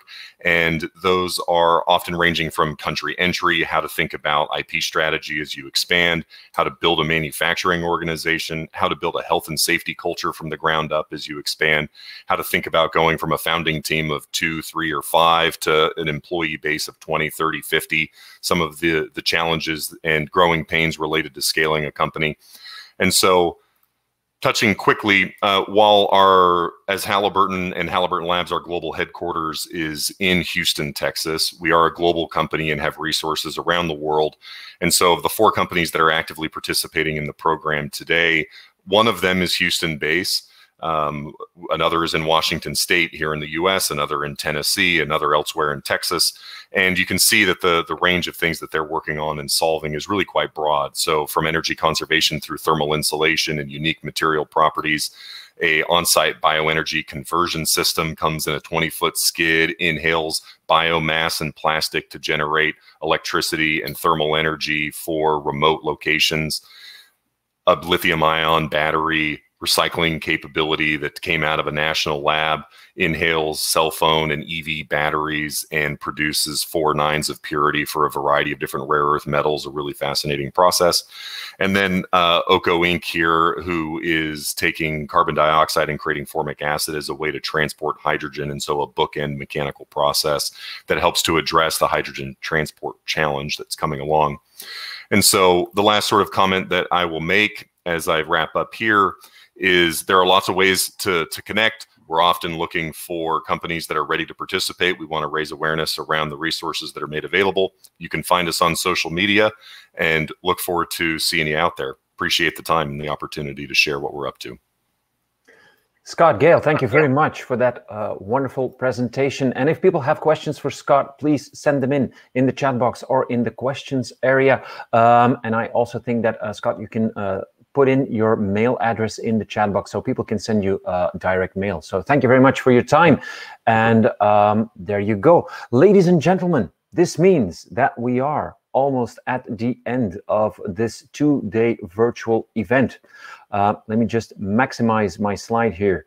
There we go. First of all, I would like to thank all the partners without whom this would not have been possible. So thank you very much for supporting this 2-day virtual event, Houston and Antwerp, powering the clean tech revolution.